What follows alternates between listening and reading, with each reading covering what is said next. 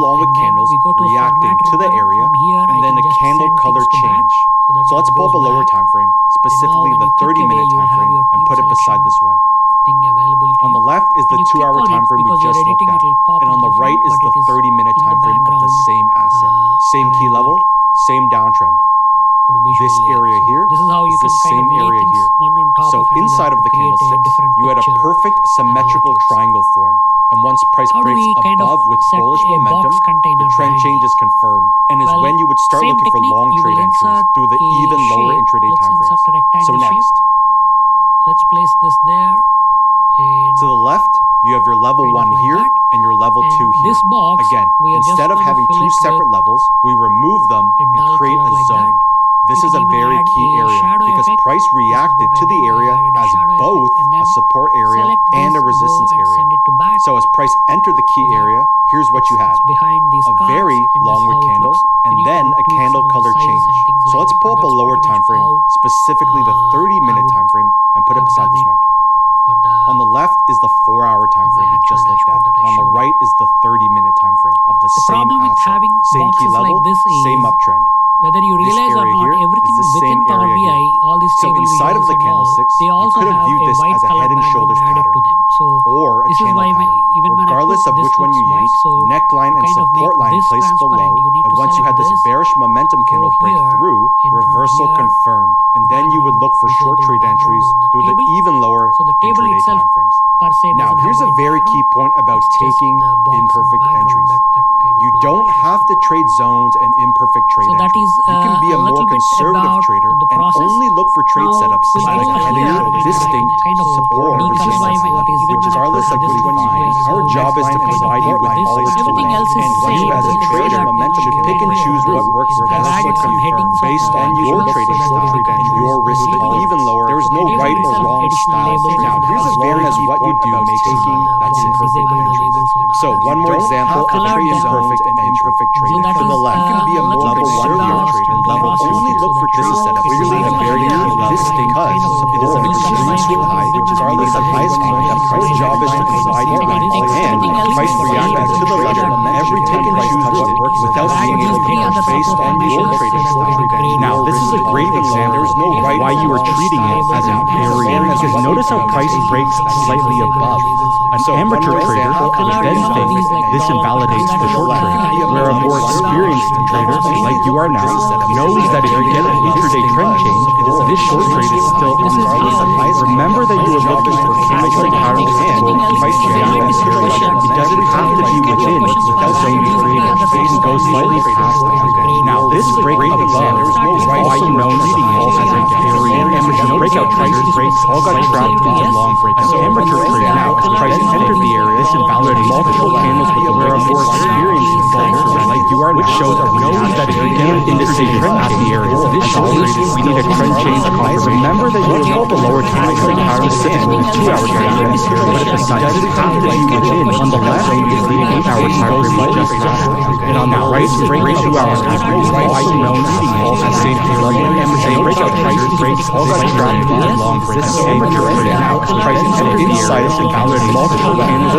where a wide experience like you are, which shows our no industry trend at the area. This always is a trend change confirmation. Remember that you will the lower time frame pattern specifically 2-hour time frame, but at the side doesn't have to be within. On the left is the 8-hour time frame we just had, and on the right is break 2-hour time frame. Why you know all the same level and same breakout traders breaks all got trapped in long breaks. Amateur trader now price inside is invalid multiple candles where a wide experience like you are, which shows our industry trend at the area. This always is a trend change confirmation. Remember that you will the lower time frame pattern specifically 2-hour time frame, but at the side doesn't already traded in big left and the 1-hour time frame we just recently exit on now right to break 2-hour time frame. Why is no personal all the same level and same breakout traders breaks all got trapped in long breaks. Amateur trader now price inside is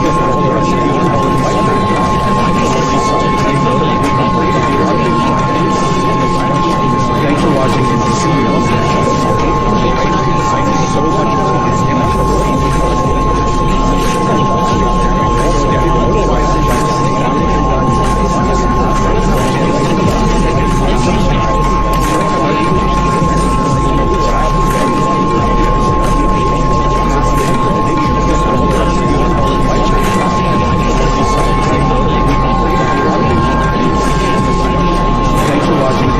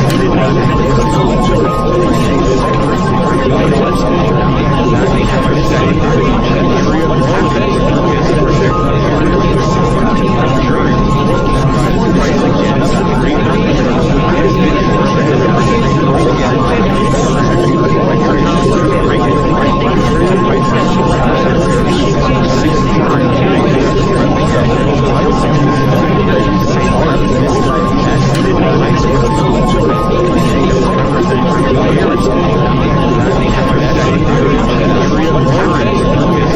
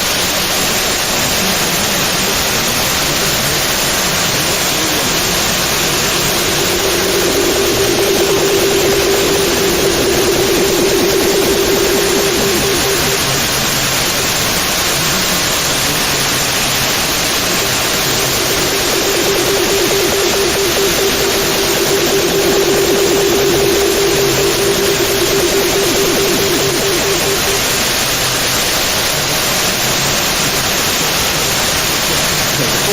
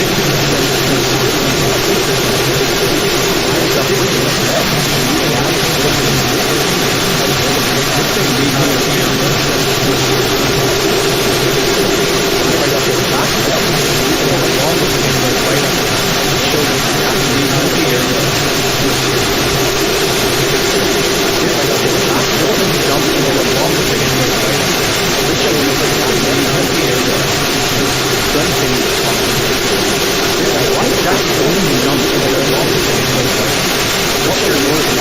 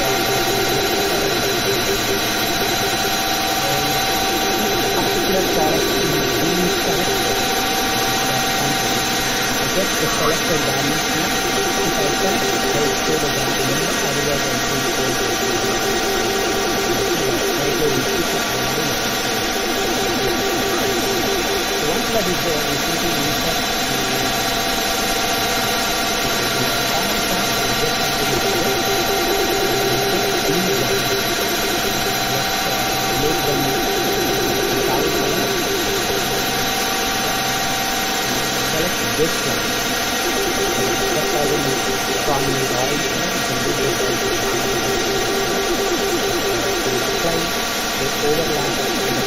What that means is this set of columns will sit right on top of the overlap. Kind of looks like one of these columns is getting highlighted in reality it's two things.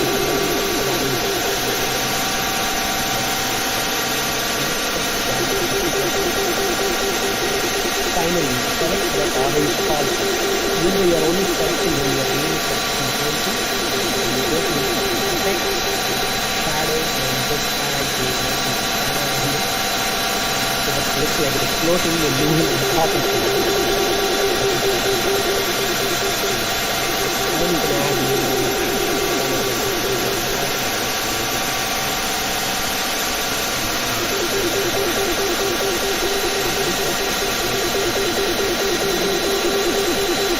once this is done, we need another set of calculations by source, how much eyeliner we are going by source. We go again another set of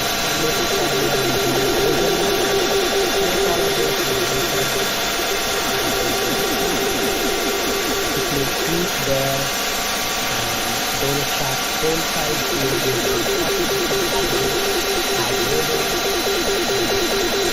this box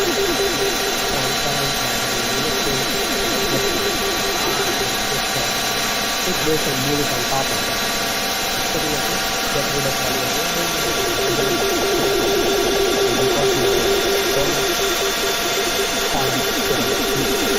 how do you get the title? Typing the calculator to working like that, we want to find out which quality is what is the overall sales of all products across what is the sales of my size product, what percentage does it make up, and what is the rank of that using the right formula. Once all of these numbers are there, it's a complete eyeliner.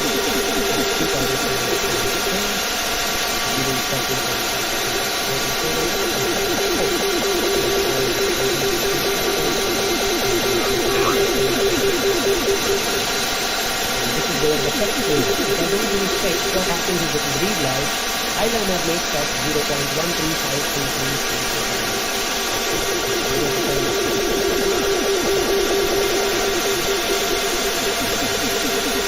Yeah, I know I went very quick on this one, but I hope I'm not making it sound like it's just that I want to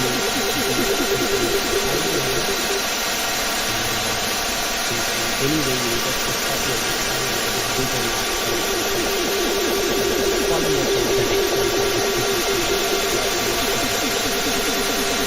talk a little bit more about the visual layering process. Once all of this is done, then what I did is I took a box around the rectangle. So I put that, and then for this rounded rectangle, I insert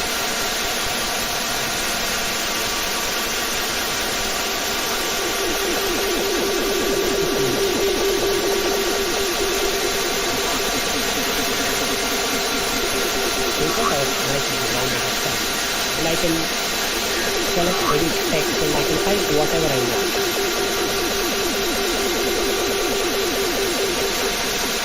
Alternatively, you can select this box, you can click on formula bar and say equal to and get the text from this box. What you've done is kind of shows the text of that formula in the box. But because this is a box, it has more options for processing than an individual cell. In an individual cell, you've got limited options. You can bold, highlight, and change the font. Here, we have even more options. So this is one where we are enhancing the experience. So you can select those and can go and say, this should be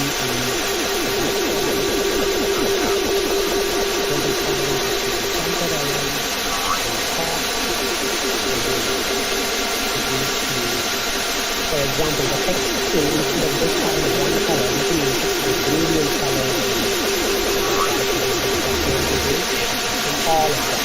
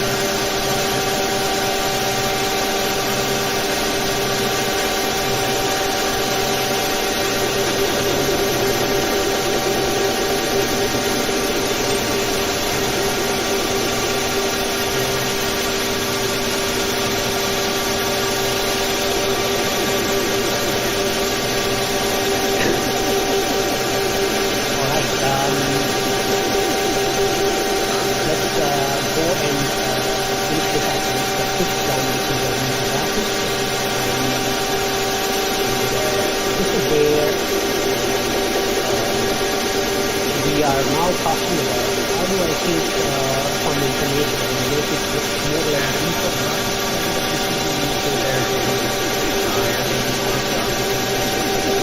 I'm not a huge supporter of infographics per se, but as I said, there is no point having an opinion just for the sake of it. You have to understand and use them in the context. So I find that there is a place for use for everything. Infographics also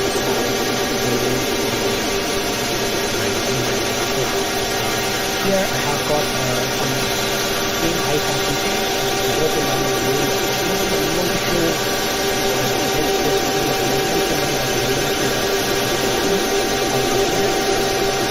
how you get from the time chart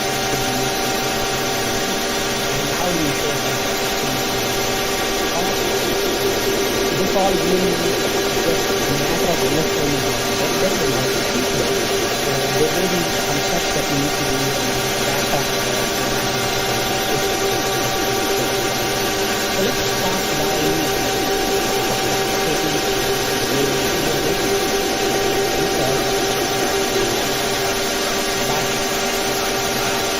time correction. Let's call this an hour and a half into the in fact, I was planning to do this very early, but walking pattern that I take is a bar chart.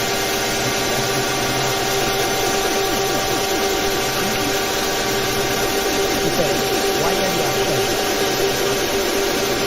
Well, the reason is, whenever you create a bar chart, you see how I patch the product from the top and I feel the in the bar chart, I feel the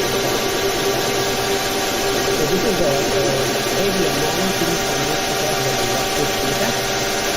We see that when we make a chart, things will be in the same order as they are in the data.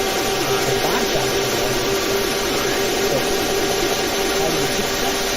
Basically, click on the action, let's control 1. We copy that action, and we say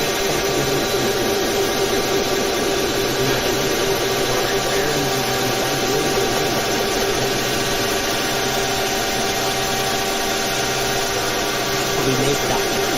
Once this is done, what we want is, we don't want to see this blue and orange color.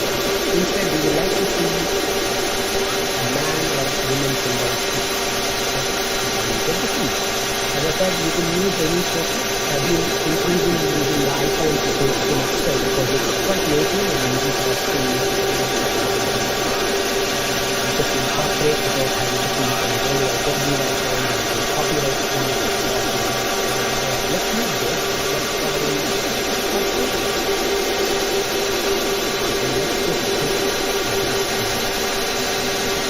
you can use you might think, well, you already got them there, why are you not using them?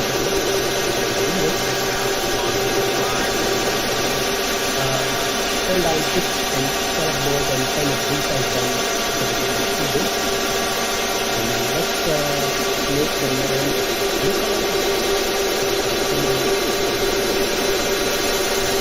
Click on the mountain, click on the bars that correspond to the mountain. You repeat this process again. Select this, control C, select that, control V.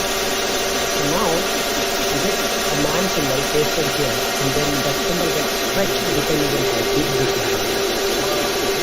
Not terribly useful, in fact it's kind of useful. Now let's go and tweak this a little bit. You can select the graphics, go to the screen and from here, you can say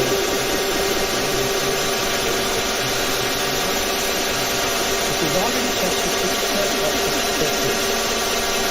The way to do it is stretching it.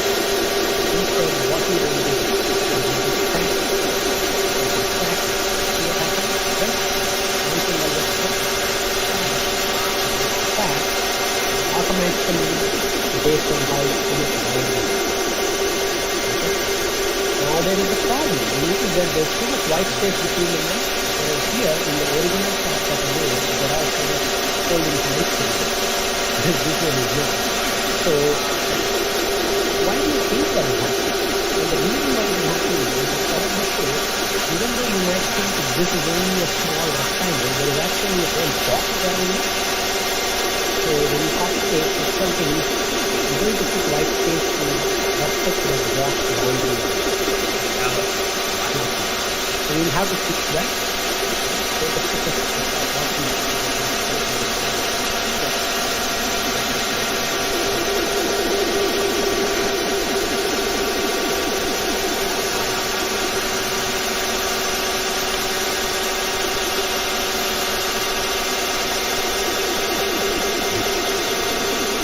Alright, so how do you get this to be a model statement? And again, I thought this might be an interesting technique in itself for those of you who watch this icons and take imperfect analysis. So, take this way. You can go to graphics formula. Once you find your icon, you can kind of convert that into a sheet using that button.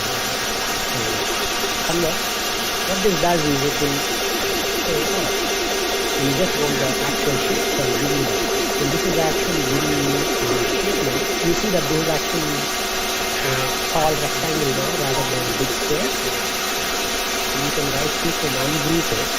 You will see that this comprises two shapes. One is the body. So depending on what you want, you may want to use them together, or you can somewhere adjust their sizes and whatnot. Let's try this. So once you have that, you can go to ready. Out. Holding the hand. To the same procedure. Come up to here.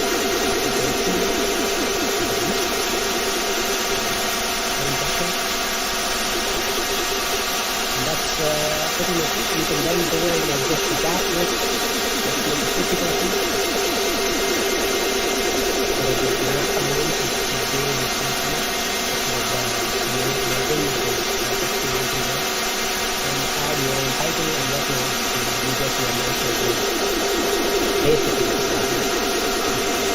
What I have also done is instead of leaving the men and women as they are, I kind of went and added a shape outline.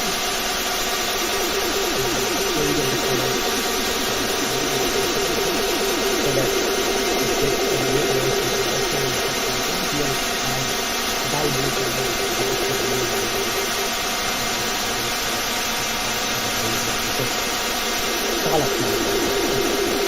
Let me talk a little bit about the title itself. The title is Task Title. And then what I did is I added a nice little small box in the corner. Just to set this apart. Sometimes you see economists or some other publications, they use that same kind of notation and the title just to set them apart. Alright, the second technique for infographics, which is how do I get my column chart to have a nice on the top. There is no specific value to this. I mean, you may want to use it elsewhere in some other context, or even just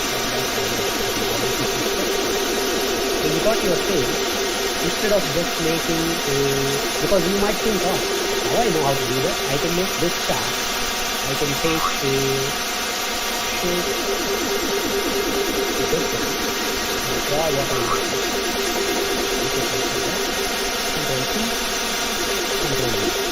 What this does is, it kind of makes that, but these are like they get stretched, so it doesn't really look that pretty. Like the top ones have too much stretching going on, and the bottom one here is even rounded. So this is not going to work. And here you need to again use a dummy technique to work. So instead of shapes, you break them into top and bottom. Top will be the section 150, and again bring to that and it is equal. And bottom is whatever. Yeah, 150 and then you make a staff with that.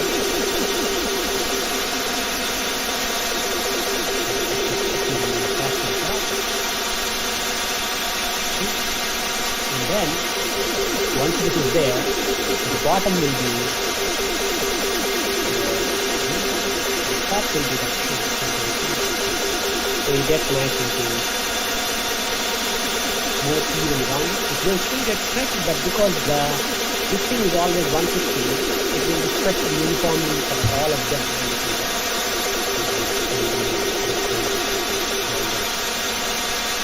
Again, use it with discretion and caution. The third one, how you get nice is instead of this thing, you put an alpha or something else in the middle and you can group them together. So there is a problem with that, which is I'll show you.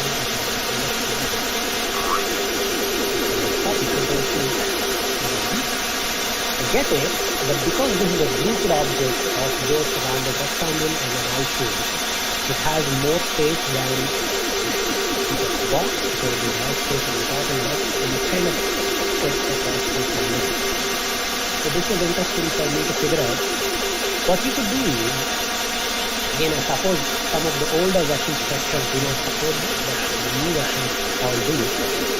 After stretching, you can kind of offset as well. You can say,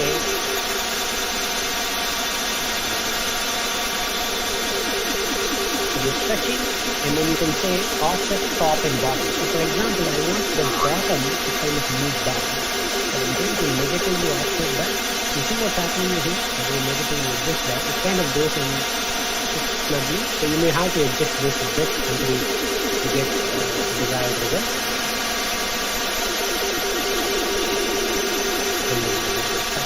So this is something that you can use again to your advantage, depending on what you are doing. There's heaps of other techniques you can use to fill this pattern, you can use gradient and whatnot. If you start to combine all of these in weird and fun ways, you might end up with something that is very beautiful, or something that is just distracting and plainly ugly. So you have to use these with caution and try different things to see what is acting from your audience mind. So that's the number 5. We have now successfully gone to 90 minutes and still 450 people are watching. I think we have more than this.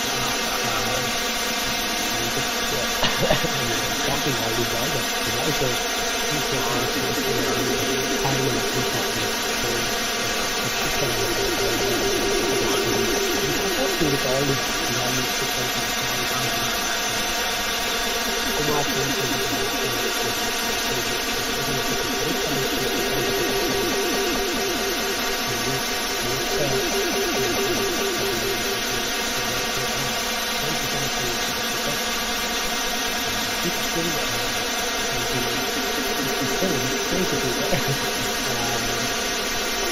some of you may know, especially those who have been following me for a while, I did live in Denmark and Sweden for a year at the very start of my blog in 2009. So it's always good to have people from that side of the world, partners from the US,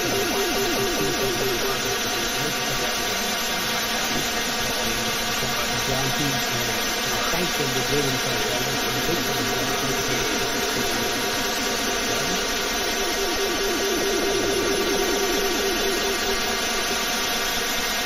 challenge also is I only want to say that the inspiration thank you so much for taking inspiration. That really makes a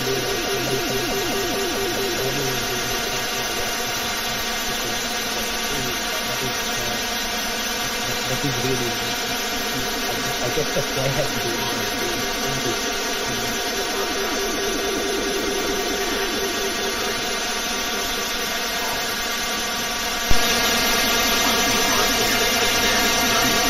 Updated example file will be posted. An updated example file will be posted and that will be posted Yes, Ron, I will put that in the file. Patel told it. So I'll put the graph as adding. Well, now you don't have to use that. You can just make it right out of the box. This technique. And it gives you more flexibility as well. But of course, you can always use it.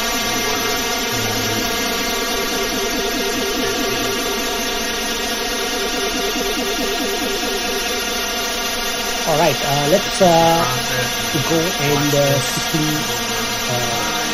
talk about one more thing. like how they talk about it in Apple presentations. Basically, when you think it's done, there's always one more thing, right? There is actually one more thing. When I started researching for this live stream, I'm planning to download the live stream every good part of this year. It does take quite a bit of effort and time to prepare and put together materials and things. And then also about your live stream. But I'm enjoying this now. So I'll continue to do this. So when I started researching for this particular topic, I in fact shortlisted more than 15 techniques. But then I had to kind of cut down to 5 just to manage 60 to 90 minutes such for myself. So I thought, let me talk about 5 different things that will show a variation of techniques and provide a canvas for me to talk about different things. So that's what I did. But then I thought, oh, what about these other 10 powerful ideas? What am I going to do with them? So I thought maybe I should package them and offer them as a course if anybody is interested in learning them. I do cover some of these techniques in my online classes, but I thought people who want to just learn crafting and storytelling, there is maybe some demand and interest for that. So that's why I want to announce the Advanced Database with Excel class as part of my live stream. In that class, you will get these 5 charts, but there's 10 more that I'm going to cover, plus a whole bunch of tips and tricks on how to make this charts faster and smarter. This is going to be a paid program, but it's not going to be as expensive as some of the other online classes that I do. It's more like a compact class that just covers the crafting and storytelling part of the data analysis. So if you are interested in that, I suggest you to visit the www.org/DVC. It's a short-term data visualization course. I put that in the chat window now, but I will add a link to that in the video description as well, and then it will be there. Right now the course is under design, so you will sign up for the waiting list and then it's if you are on my but that's more on my research material. So yeah, let me quickly share the slide on that. So that, as I said, introducing that database class, 15 charts, self-paced email workbooks and videos for you, and you just watch them. It's not for beginners, so if people, if you watch this class and you're not mocked or confused at any point, you will definitely love it. We will focus on storytelling, practice, and that's the link. So check it out and drop your email address in case you are looking for a course that kind of goes just like this live stream, but goes into greater detail on some of these specific techniques. Maybe just check it out. Alright, now it's time for me to go back to the chat window and see what questions you have. Feel free to ask questions on anything that we covered so far, and I'll be hanging around for the next 15 minutes to answer that.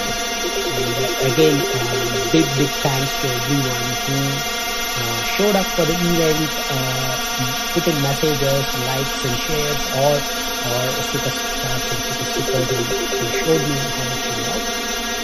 Thanks for all that you do. It's a pleasure talking about Excel and data to you. That's what I try to do for you. It's almost very morning for me now. Becca understands that I recommend you to all my Excel buddies who are getting your tips and techniques. Thank you so much, Becca. Thank you for telling me so much about what I do and asking me. Thank you.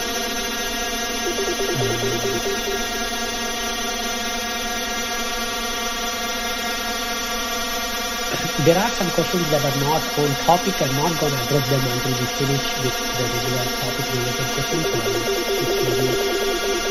James Record says, thanks for the awesome question. Some of the ability to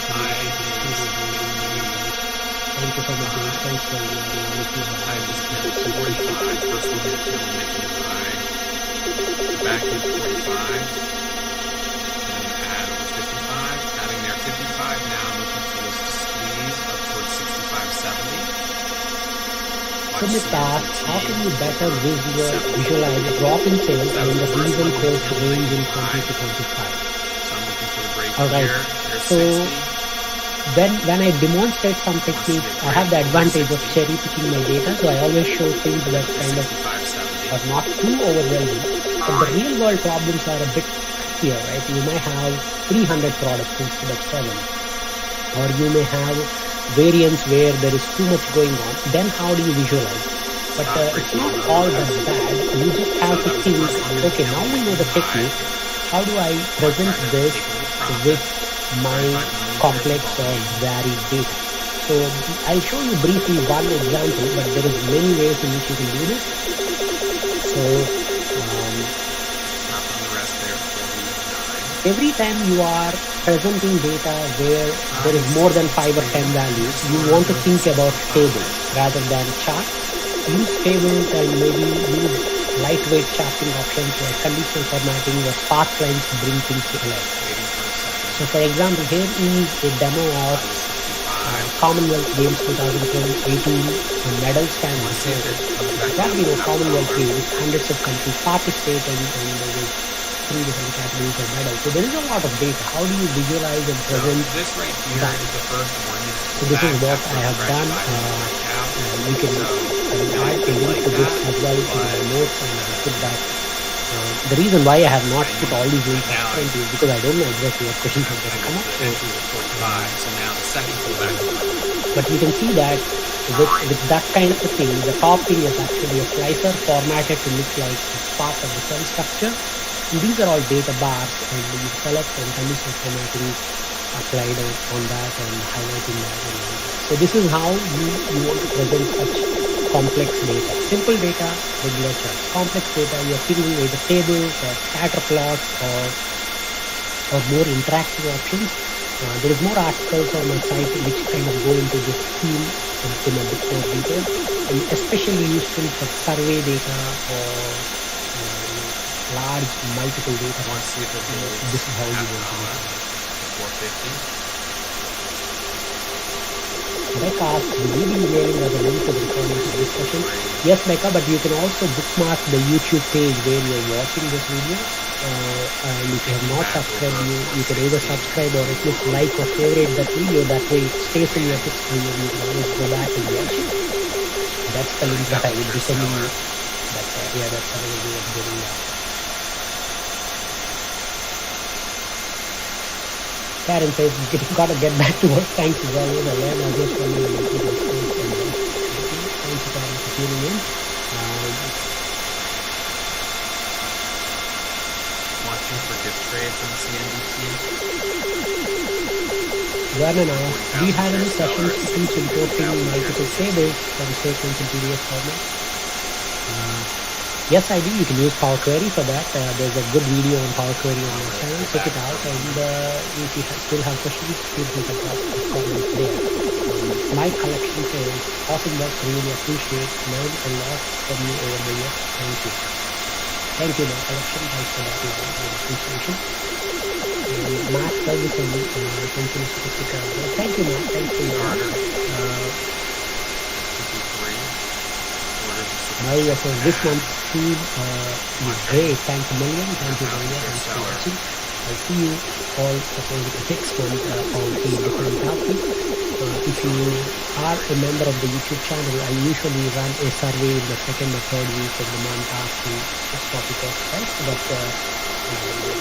I'll pick something that kind of resonates with the good audience and that big seller there. Now break out on the chart. When I say stop time, thank you so much for welcome, and I'll see you again maybe in another live stream or maybe a little more on my website. Alright, Jvarren Kumar says, you're pretty awesome. Thank you, Jvarren Kumar. Thank you so much for taking time to learn, and I appreciate that.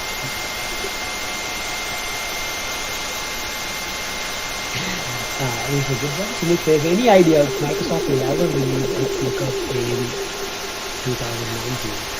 Except Microsoft Office 2019. I put a joke on my Twitter just yesterday. Joke goes like this. Knock knock. And Excel 2016 says, who's there? And then on the other side, the answer says, X lookup. And then Excel 2016 says, hash name question mark. There's no point explaining the joke, but that's the error message that you get right now if you use X lookup in your older versions of Excel, because it doesn't recognize that as a formula or a name. And I don't think Microsoft will release X lookup or dynamic arrays for older versions of Excel. They made it pretty clear that most of these features will now go on version of 65. They might do like an add-in or something. At least that's the impression that I get so far from the You're gonna probably get out of the wrong side right here. That is time for dinner in Turkey. Take a loss on the wrong side. Thank you so much for tuning in. That one side of the trade. So down 500 on that side, but I'm in really good shape on the other side. So Bruce this is your side, perfect voice for you. Some people will tell you that's not nice. Thank you, Bruce. But I can see, you can see what I'm doing here, right? I'm drinking a bit of hot water, because the throat is already cheap. So I've got almost 75% of my profit. You can have a conversation for 10 hours at a time, but if you are just monologuing, then it's But going to and be this one is hard. Thank you so much. Amazon. I think that I'm going to take Cami this says, off the table for Mumbai, here. India. Hello, Cami. Lots of live streaming going at my favorite topics of data science, gossip and project channel and all. Thanks a lot. Thank you so much, Cami. I feel like YouTube and live streaming is an awesome way to learn and connect with your community, and get real-time response to your questions. That's why the first time I did, I was quite hesitant to do, like, oh, maybe will I like this, will I enjoy it, or will it feel like too much stress, but now I'm enjoying it. I'm also mindful that as it kind of grows, it might get into a point where I'm not being able to answer all the questions, but as long as we have a good vibe and group going on, it is fun to do. Yeah, I mean, it is growing back up a little bit, but So Amrita says, will all these be easier on Power BI? I mean, yes and no. Power BI is a platform where you have much more freedom to tell compelling visual stories, but it has its own baggage. Some of the charts and formatting that we have done are incredibly difficult or almost impossible to get at that finesse in Power BI. But at the same time, I'm not kind of like super loyal to either Excel or Power BI alone. In fact, I use both of them all the time. And as an analyst, I think that's the right mindset to have. You want to think, what tools do I have at my disposal, and how do I take and combine and use them in a fashion so that I can tell my stories, I can convince my audience, I can get my say in the media. So use whatever works for you. If you think Power BI will provide the needs for you, just use it. Really to feel stressed that, oh, maybe I'm abandoning it. So it's not like either of them, they feel bad for you. You open them, they respond, and they help you. So yeah, if you think Power BI is working for you, just use it. Manjeet says, the idea of a video show, have a video showing on Power Automate and Power Apps. I'm also waiting, Manjeet. I have been playing a little bit with Power Automate, but I'm not super confident on it yet. I'll look at some good examples and I'll talking about that sometime. Mary from Tennessee Speaker as well. Thank you, Mary, and thanks for your support. Chris Preston says, right now probably be our depth of subject matter 30,000 knowledge shares. now for information and retired now, but I still have to catch your video. Thank you. Thank you so much, Chris. I know it's not an easy thing to watch a live stream when you no longer work. You might be thinking, oh, I might as well sleep in or watch a movie on Netflix. But thank you so much for sticking with me and letting me send your appreciation. Thank you. really my question. Did you mention why the video will be available only for a short time? As you can see at the end of the session, I talked about the one more thing, which is on my if I get stopped out break even, I think that's better than advanced database class. Since I'm planning to make these 5 techniques as part of the class, I thought it would be fair to not keep it the video online after some time. It's not like I'm hiding anything. Most of these techniques I've talked about in the blog already. But the stream will be available for some time. Sure, after that, once my class is online, I may actually just convert it just to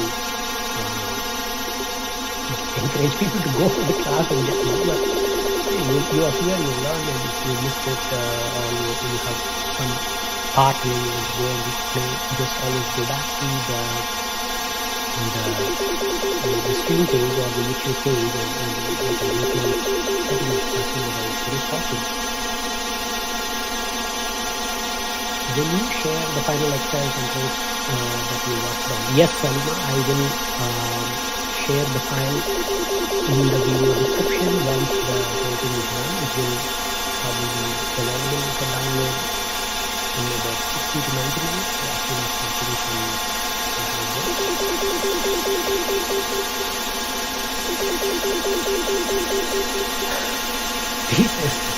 Please blast with NZ. We moved in from New Zealand from India to New Zealand, so we carried a lot of our steel utensils as well. That's pretty much what I do.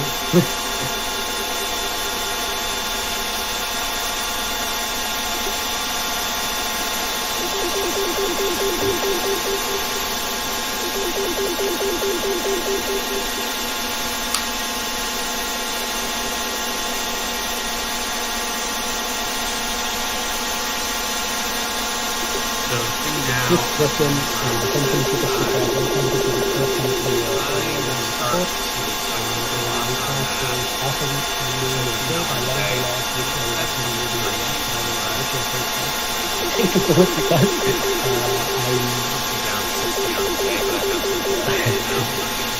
I really feel good to be having full-flowing hairstyles and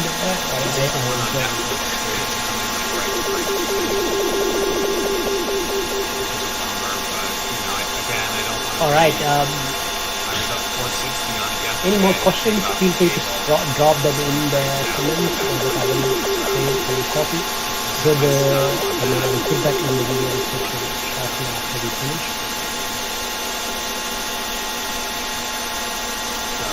DJBW asks, can you tell me how to change the cursor to select graphs? Yes. So normal cursor, this plus button. You can go to find and select and click on select object. This one here. There's 2 techniques. In fact, I might demonstrate them when people go to the charts. Select objects. It will change your pointer to the mouse pointer and you can kind of drag and select everything. It will lock your mouse pointer to selection mode, just like how you do things in PowerPoint or other visual applications. And you can move them, you can size them and whatnot. And to unlock, just press escape and then it's going to go back to flex pointer code. But let's say you got a whole bunch of objects and you would like to do something to a set of objects or something, then you can use the selection pane. This will open a panel which will list out all the objects on your page, current worksheet tab. And from here, you can manage them, you can group them, you can adjust their visual order and everything. So for example, I have my group 24, which is this chart, the replica that we created, and I no longer want to see it. I can click on the icon there, and you can hide it, the whole thing from the screen. It's still there, it's shown. I can see this is another group, that group internally has 2 more groups, and I can kind of manage it like that. Individually, I can turn off things, like for example, that picture I don't want to see, or this chart I don't want to see, you can do that. And that's those 2. since I use them quite often, I have actually added selection pane to my quick access toolbar and you can do that by right click So that's a pretty good day. and then again right click on this thing and you say add to it's grayed out for me because I've already added it, but you can do it.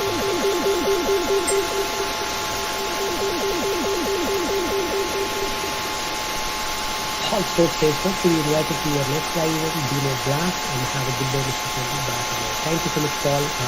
Yes, of course, if you are on the email newsletter on the website, you will hear from it. Otherwise, if you are part of the YouTube channel member, you will see a notification or it will come up in the stream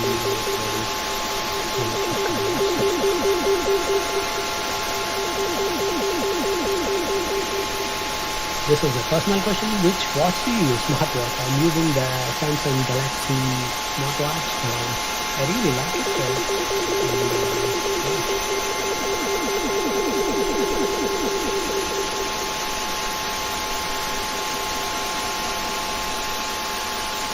$1 million. You show scroll bar, some data within bars and one word outside the bar. How did you do that? Which is 32.6. I think you probably need to go and watch that segment of the video because probably what you're referring to is how did the scroll bar control the chart? That's the question. Just pause, go back to feels like it's very soon. When I finish the screen, I'll do a bit of tidying up by that time. Timestamps as well to the video so you know exactly where everything is.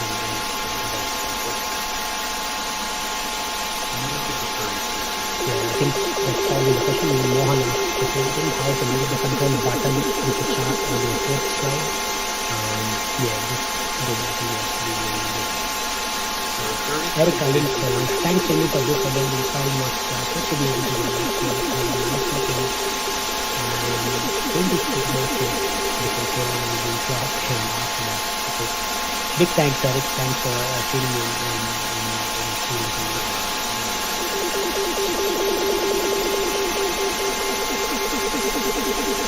Alright, any more questions? Feel free to drop them and James says, how do I see this video again? Well, you're already watching it on YouTube, so bookmark that YouTube link either in the video or that way it will stay in your history. In fact, you probably don't even need to do anything. You're going to history on YouTube. But if you got an email from YouTube or me saying the event is beginning, then you know I think a little concern I have with the DYOR market is that if we get executive order all right, I think that went really well. I'm so glad that there were no hiccups and everything went beautifully. Unable to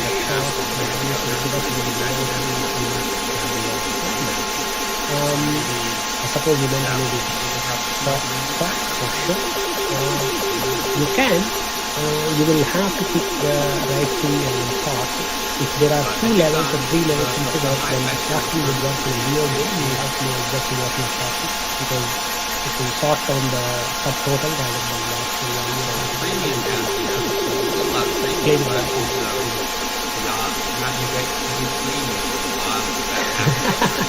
Mohan says, your cool in a sense sound like a dystonia. Oh well, that is a compliment. That's I think the high note. I can stop talking now. Ron says, thanks for the good question. See that the big watch. Big thanks on thanks for keeping it a bit higher. 2 hours to go to shop time and we still have to hit it 60 high and do feel like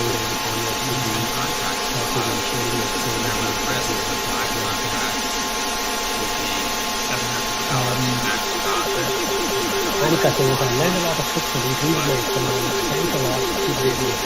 Thank you, Anika. Thanks for everyone who supports me. John says, thanks and goodbye. Thanks, John, and enjoy your meeting. All right. I think on that note, I will conclude now. Big thanks to everyone for tuning in and enjoying the session. I hope you found it all valuable and useful, and I will see you all again in another live stream on end of April on another exciting topic. And if you've got a good suggestion for the topic for the next live stream, feel free to drop it in our either this video's comments or somewhere else on the YouTube channel. Thank you so much, and as I mentioned earlier, the file which will be uploaded full examples and video analysis will be downloaded, and you can kind of see the whole thing.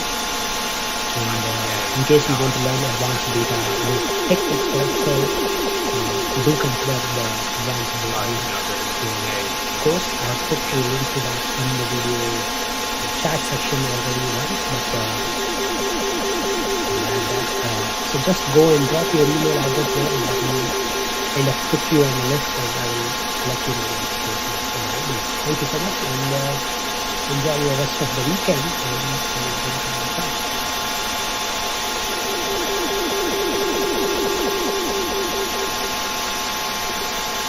The question, I think, how many monitors you are using? I'm using 2 monitors. Last stream I had used only one, but then we were actually planning to download a monitor anyway, because Joe has been working more and more. So the office is getting a bit cramped with both of us fighting one monitor. So I decided to get one more, and so he was that.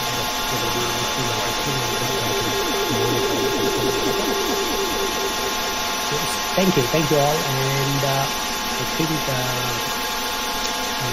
that's it for now, and big thanks and big love to all of you for hanging around, watching the video, and cheering me and sharing comments and chats and messages and thank you.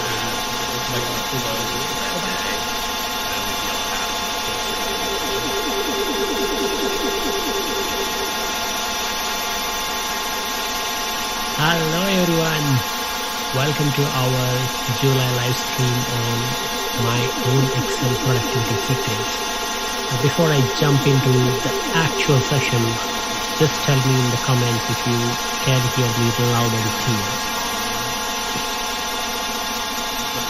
While people are getting their bearings, I'm just going to get started with our usual stuff. So let's just put the welcome message there. And I've got an excellent session planned for you today. There is a lot of things that I'm trying this time, and I'm really excited to share some of my secrets, but also help you get more productive with whatever you do using Excel, or maybe the ideas itself you can take them and use them for any other software, it could be Power BI or PowerPoint or whatever Microsoft is. So I am really excited about this. I can see that in the comments people are telling me that the audio is good, that is awesome, and I can see that we have people from all over the world. The chat was kind of buzzing even before we started the stream, and I was peeking in and out while I went downstairs to prepare my usual cup of coffee, and we'll get started with the routine of setting the stream and everything. Feel free to say hello to all of us, and say hello to each other, send some positive thoughts around, and let's get started. So as I said, I'm drinking coffee, and let me know in the comments what are you drinking. This is the standard question that we all ask in the stream, what do you drink? While you get that started, I can see that now people are pouring in, and so what we will do is we will go through a bunch of different things today, because productivity is not really limited to a bunch of shortcuts or knowing this or that. It is a whole spectrum of different things, and I try to cover a bunch of different aspects so that you will feel like, okay, we are learning something practical that I can take away right now, but also maybe use other ideas for longer-term productivity. Let's see what people are drinking. Matt is having a coffee, or is it 10 coffees, Matt? Maybe slow down a bit. Nicholas is having Milo. Oh, wow.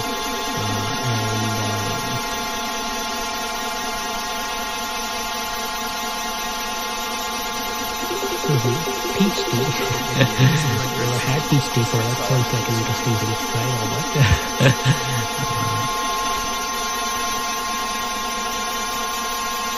And someone is having tea. We're Sachin. And Nishant Yadav is having beer. Coincidentally, my son's name is also Nishant, and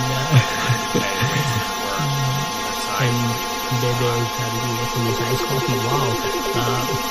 All over the place. Sherry is having coffee as well, and Dom is having masala tea. Oh wow. It's a little too early in the morning for masala tea for me. I usually start my day and then 4 o'clock in the evening, that's when I get my tea. And of course, going for water. Alright, let's just jump into the actual PowerPoint presentation. As people who are familiar with the live stream and have been to few of my previous sessions may already know, there is a bunch of sample files available for you to download. They are available in the video description, so just open the description of the video and you will be able to see them. But if you have just logged in like 30 minutes before on the stream, you may have to refresh the page to see the sample files. For this particular session though, it is not necessary that you download any files. You can just watch me talk about this and take some notes and always come back to the stream page to download the file. But feel free to download if you want.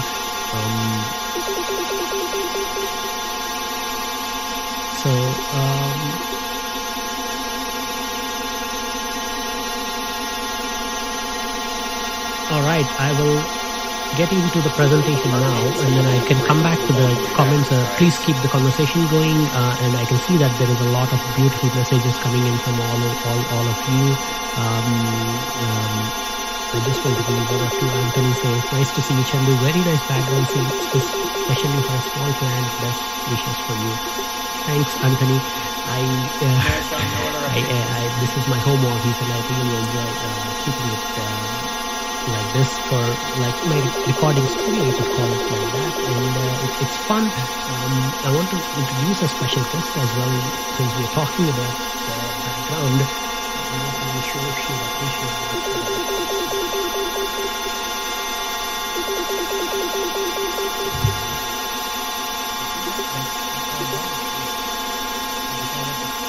Come to the office and cuddle up today, give me company, so I have to be really quiet when I'm being productive and excellent today.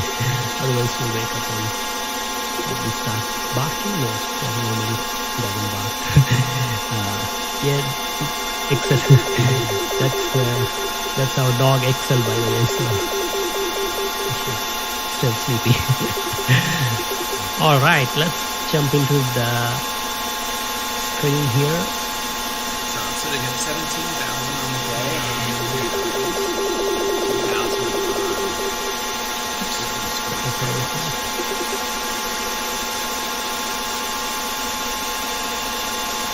Okay, so the topic for today is Excel productivity, my top secrets review.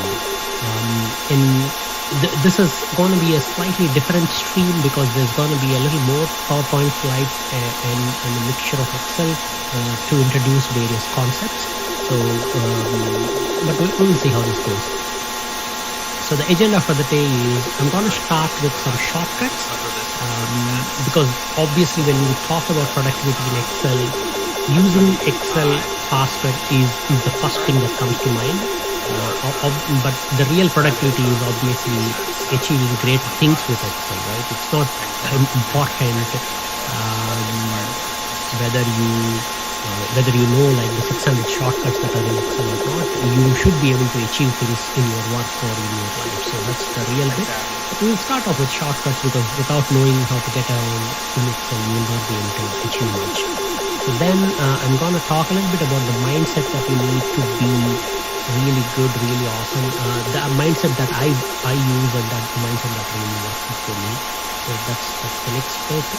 And then I will also talk a little bit more, kind of circle back to the shortcut, but instead of just talking about the shortcut alone, we'll talk about how the UI of Excel works and how to get more out of it. And then I will also take your questions. So of course, the question and answer session is not really limited to the end. Feel free to ask questions at any point of the stream and post them in the comment chat window. I look at the chat window all the time, so if you have a question, then I will look at it, and if it is relevant for the topic that we are talking at that moment, I will address that. Otherwise, I will circle back to that again. So, and as usual, before we begin, the three things that I want to highlight is the downloads, questions, and supers. So, as I said, the download files are already uploaded. This stream has 3 download files, and I might actually add another file depending on how the stream goes, what questions we get later when the stream is finished. But right now there are 3 files that are already uploaded and linked in the video description.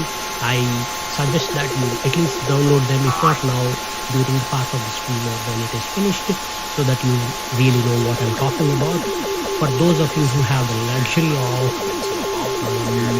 both using Excel and watching the stream, feel free to download. But if you're checking it on the phone or if you're watching it on replay, you can do whatever works for you. But check the description for the links.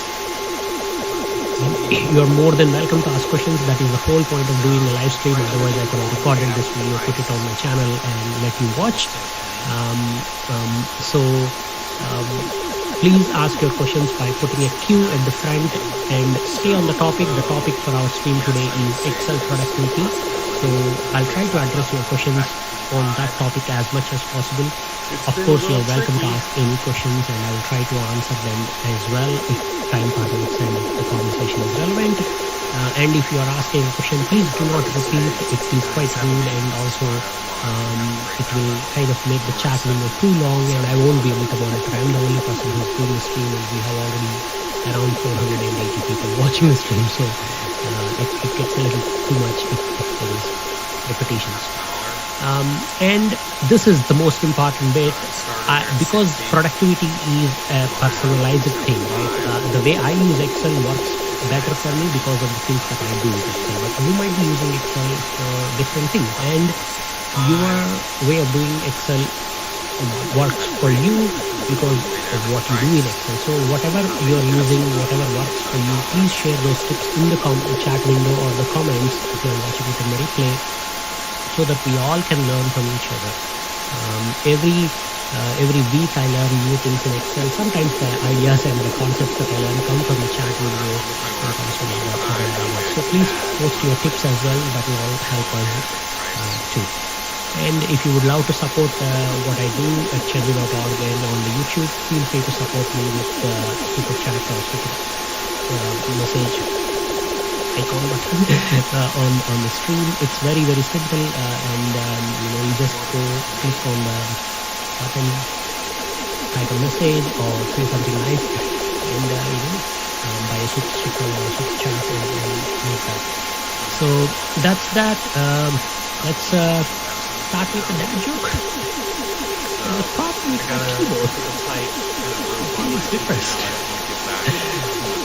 No, that's not like, let's just jump it down. So the first bit is the shortcuts. I will jump into the sample file. This is just a bunch of dummy data, and I'll show you some of the shortcuts that you need to get around. If you have been using Excel for quite a long time, you may already know some of those things, but feel free to watch that because you will always be surprised. Alright, let's just see what's happening in the chat window first, because there's been quite a few.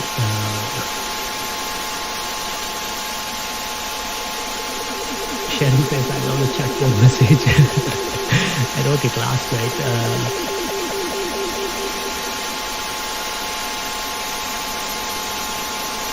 So there's quite a few questions on this theme. It's not marked as a question, but is Excel enough for data analysis?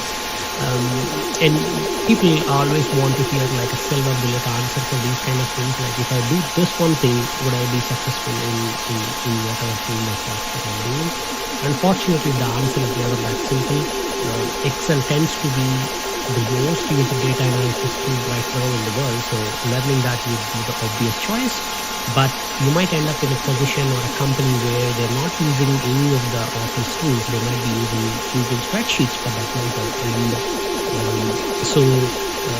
what is really required is that mindset, right? You need to think about how do I learn new things, how do I feel comfortable in new situations, and how do I get into that. So that's the real thing required, not knowing one tool inside out. So of course that also helps, but you want to have that open mindset that yes, I am able to learn. So just to give an example, the last consulting work that I did in New Zealand is with one of the government ministries, and they asked out like if somebody is able to do some of the Excel reporting. That was the contract description. So I approached them, but during the initial talks, they said, but we also need somebody who is familiar with the Tech One system. So I'm not really sure if anybody is familiar with the Tech One system, but it is a payroll and HR and administrative system that is used for processing that sort of things. So I have never worked with Tech One system before. But what I do know about myself is that I am fairly good with learning new technology, and I really enjoy that process. So that's what I told them, that hey, I've never worked with Tech One, but this is something that I would love to learn because I see that it is used in a few other places, so I might learn that. And they gave me a chance, and I really learned that system as part of my interact with them. So that's really what you're looking for. You're not really looking for like one tool to do data analysis. Of course, Excel happens to be the main tool, so you would learn that, but feel free to keep that mindset open. Alright. Let's see what else.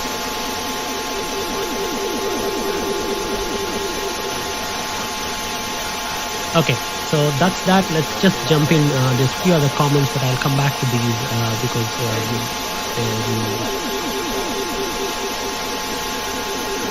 so I'm gonna open this. I'll shut down my face for a while, and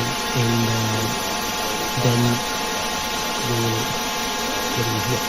So this file, the one that I prepared here, is a really just blank data file. We are not really going to use this data to do anything. We are only going to use this to practice some of the concepts on shortcuts and productivity that I'm teaching. So normally when you go and open a blank workbook, you can do it in a few different ways, and some of you may already know the shortcut, like you can press Ctrl N for new, and that opens up this. Because I will be talking about shortcuts, I'll try to get my on-screen keyboard and kind of pop that in once in a while just to show you which keys I'm pressing, but hopefully it's not too confusing. Anyhow, we will not use a new file. I've got some sample data here. Feel free to just make up some random numbers if you have Excel and you have not downloaded the file, but you can also download this file. And if I have this data, and I just want to see the extent of my data, there are a few different things that I try when I get started in Excel. The most obvious ones are the navigation shortcuts. That means getting around the Excel. So you could use your arrow keys to navigate. This is fairly straightforward. But you can also hold down the Control key and then navigate in the direction that you want. So for example, Control down to take me down all the way to the last cell of that sequence. So it took me all the way to this particular cell here, but if I let's say for example this one is blank, then control down will only take you up to the same number. It won't take you down because it's a blank. That's the control and arrow keys. And if you hold down the shift, then you will select. These are I would consider these as like really basic shortcuts that most people who have been working within Excel for a while are familiar with. Alright? There are some other things that I find really interesting within Excel. Again, this is depends on how you use Excel, and I don't really use this shortcut that much, but the shortcut is you can press either home or end and then follow that with the arrow key to indicate which direction you want to go. So for example, I want to go here to the boxes from the salesperson. So if I press the end key and then press my right arrow, it will take me there because I'm telling that I want to go to that end. So I'll show you the sequence here with the on-screen keyboard. I'll press my end key and then arrow key. I think this on-screen keyboard is not working. So the reason why I don't use this particular sequence simply because I got a smaller keyboard where the home and end keys are not really on the keyboard. I have to hold down the function key to access them, so I find it too tedious. But if you have got like a separate number pad and arrow keys, which is the traditional larger keyboard, then you could use that to also jump. So you can press home or end and the arrow key in the direction you want to go will take you to the last cell in that direction. Alright, when you have data like this, one of the things that I also try to do is, instead of just reading it like that, especially because this data is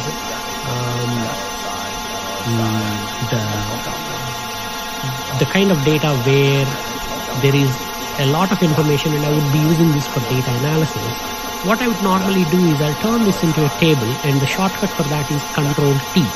T for table. So you hold down any cell, it doesn't matter which cell you select, as long as they're all together, just select any cell, press Control T, opens this create table box, make sure you enable the header option, you have headers there, and click OK, and then that table comes up. The advantage of tables is it will let you work on the data as a whole rather than individual cells and columns. So you're no longer thinking at C11 or D15 like that. We are thinking about all of this data as one set that is together that has a bunch of columns and rows. And this is one of the important things when you are working with complex data sets and multiple stuff within Excel. You want to deal with things as whole rather than individual cells. That will liberate you from worrying about smaller things.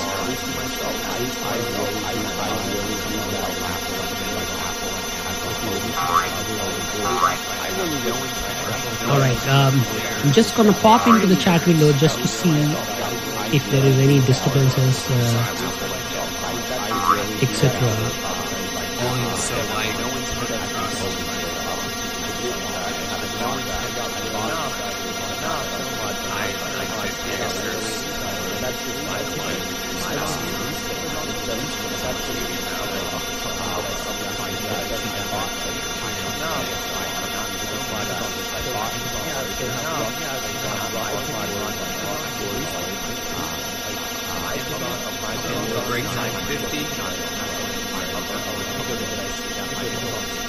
So some people are asking what happens if I press the end arrow, does it go all the way or skip the blanks, etc.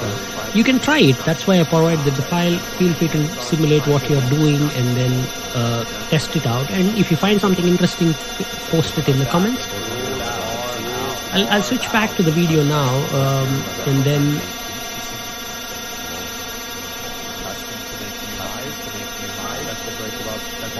okay, so that's the table one, right? We created a table, we set it up.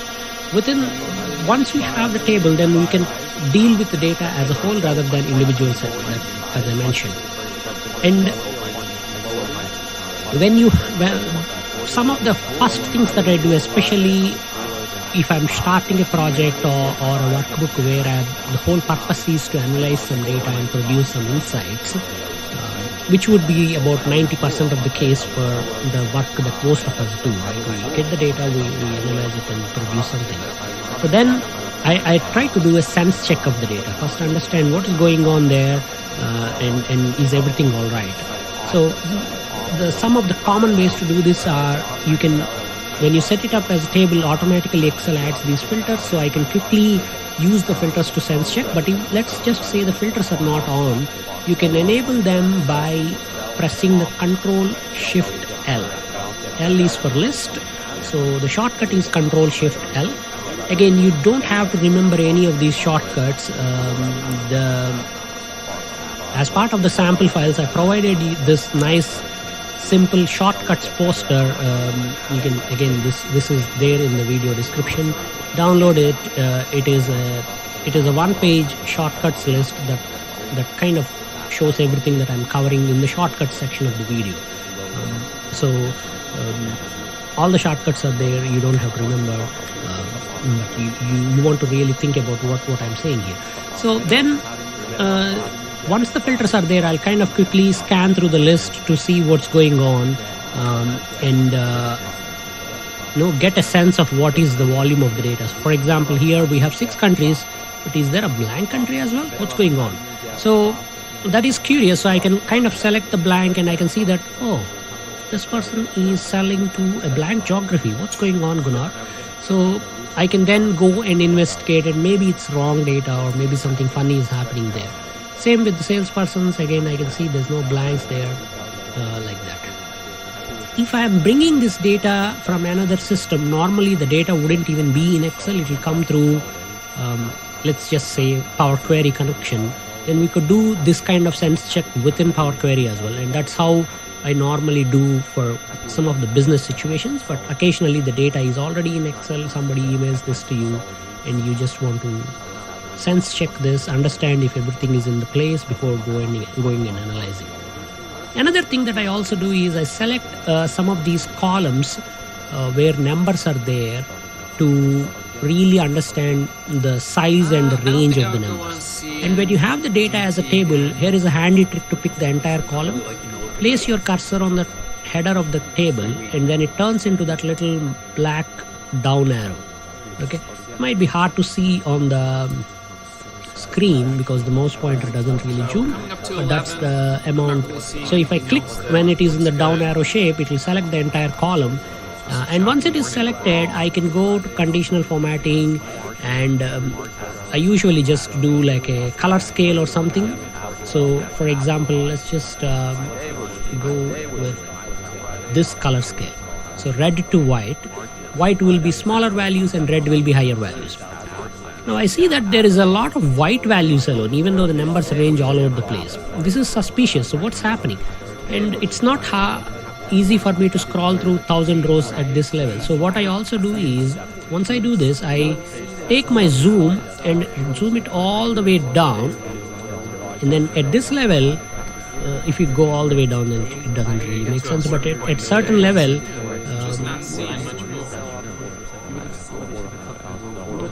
this is the first. My Excel stopped responding. All right, I'll have to restrict the Excel here. Not even sure what's going on with that. But I'm just gonna.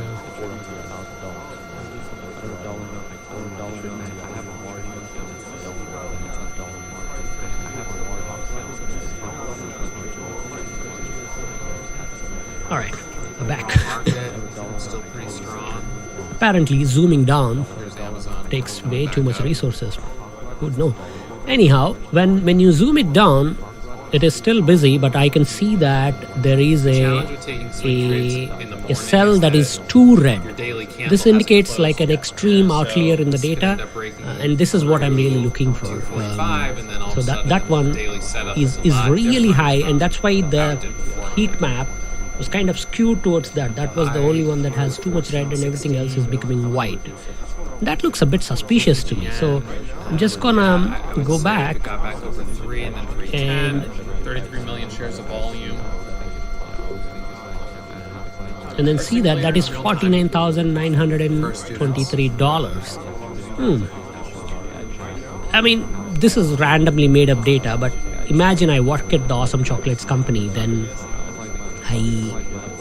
I kind of know what this is, so I can see this and I think, that doesn't look all right. I need to probably go and investigate. And we might come to a conclusion that this is actually some garbage value that is coming in. Somebody missed a decimal point or something. So we could go and fix that to solve the situation. But this gives you an indication without having to go and even analyze the data, because before you analyze, you want to make sure the data is clean.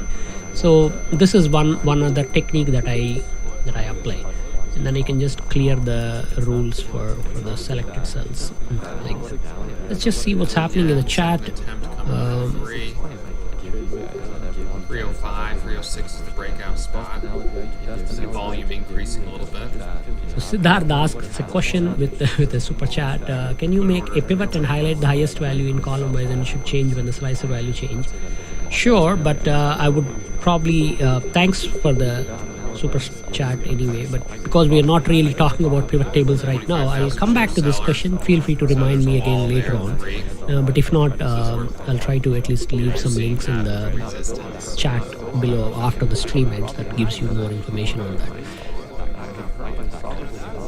But again, some people have already answered, like you could use min and max for that. For the second attempt to break that level, and then if it can break that level, that's where I look to get in for the breakout. 19,000 on the ask. So I'm long there. Arjav asks, what is the shortcut for zooming in and out?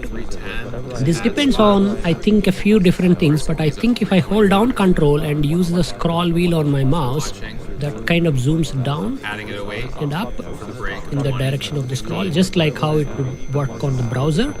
But again, the actual thing might depend on how your mouse is configured and how your Excel might be configured. But that's how I've always done it. I don't use the zoom slider much, but it's handy to kind of step in and go. All right, more shortcuts. So we talked about table creation, we talked about navigating. Now let's talk a little bit about how to get and type data faster. Not that you would be doing a lot of typing in Excel, but whether you're typing a formula or creating values or whatever, we would be doing a lot of typing in Excel. So learning a little bit about that is also useful. Again, if possible, we don't want to type. So the easier shortcut is always copy paste. If the data is somewhere else, Control C, Control V. But let's just say you cannot copy paste and just type things into Excel. Then you want to use some of the power features of Excel that let you do this typing tasks way faster than possible. So how do we type things faster? There are a couple of shortcuts that I use. Again, a lot depends on what is really what I'm doing. But let's just say I want these 10 cells or 11 cells or whatever to contain the same value. So then what I do is I select all the area, and then I just type the value in the first cell. So I'll say same value, and I want that to go into all of them, and then press Control and enter, and it kind of puts the value into all the cells. So you just pre-select and then do it.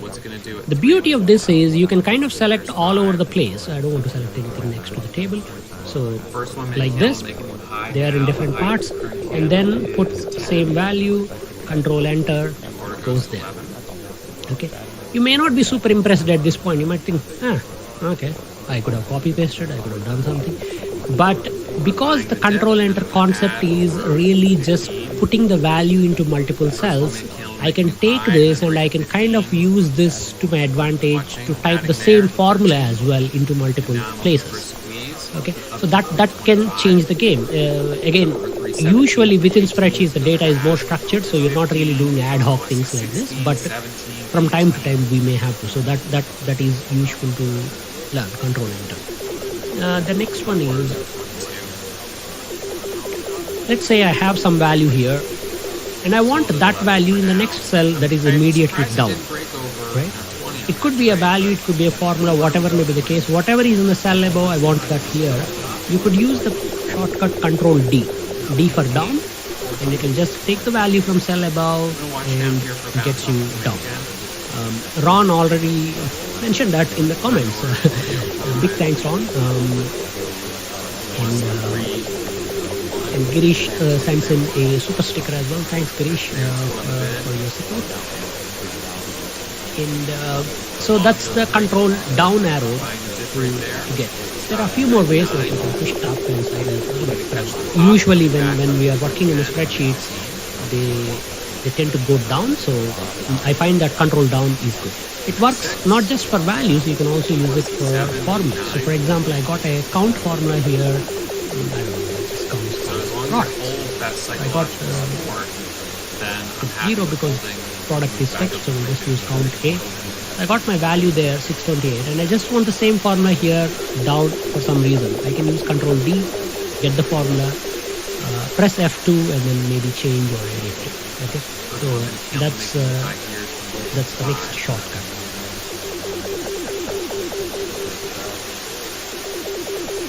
Okay. Now I'll go to this other data tab and I'll show you a few more things here. Let's just I got here my product names, and I want to, for example, just extract all the capital letters like MB, DB, AC, like that. Don't ask me why, but maybe imagine these are names. So, you have to know. So then we can extract kind of weird things based on a pattern like that using the flash fill feature of Excel. So what Control D, Control Enter they are doing is they are just filling based on what you already have. But if you have a pattern, then you can use this. So you will just type the fuzzy values MD, DB. That's where it's short covering and long. And as you type, you would see that Excel kind of gave a suggestion, but if not, you can type a few and then press Control E, E for Excel, I guess, and it will extract the capital letters for you and kind of capitalize everything in one. You can use this for capitalizing names or generating something else like that. So this is the Control E. You can again find this from the data ribbon flash fill option here. And it will show you the thing to keep in mind with flash fill is it's not a formula. So if your data changes, this output doesn't change. So you will have to go back and adjust it if needed. So that's the flash fill. But again, very useful to do certain things where there is a clear pattern and you want to just do it. Now I'll show you one more shortcut. This is again very handy when you want to fill a bunch of values down in a column or a row that you want. So for example, many of you already may know, like if I have 1, 2, 3 and I just want up to 10, I can type a bunch and then just select and drag down and that works. This is fairly straightforward, but what people may not realize is it is actually pattern sensitive. So if I type 1 and 4, and then 7, so we are now skipping by 3, I can do it and it will follow the pattern for me of 7 days. Okay. Let's just extend this a little more and let's type today's date, so 31st of July. Don't worry, I will use it, so we are in future. 31st of July. And I want to go to 5 days from now, so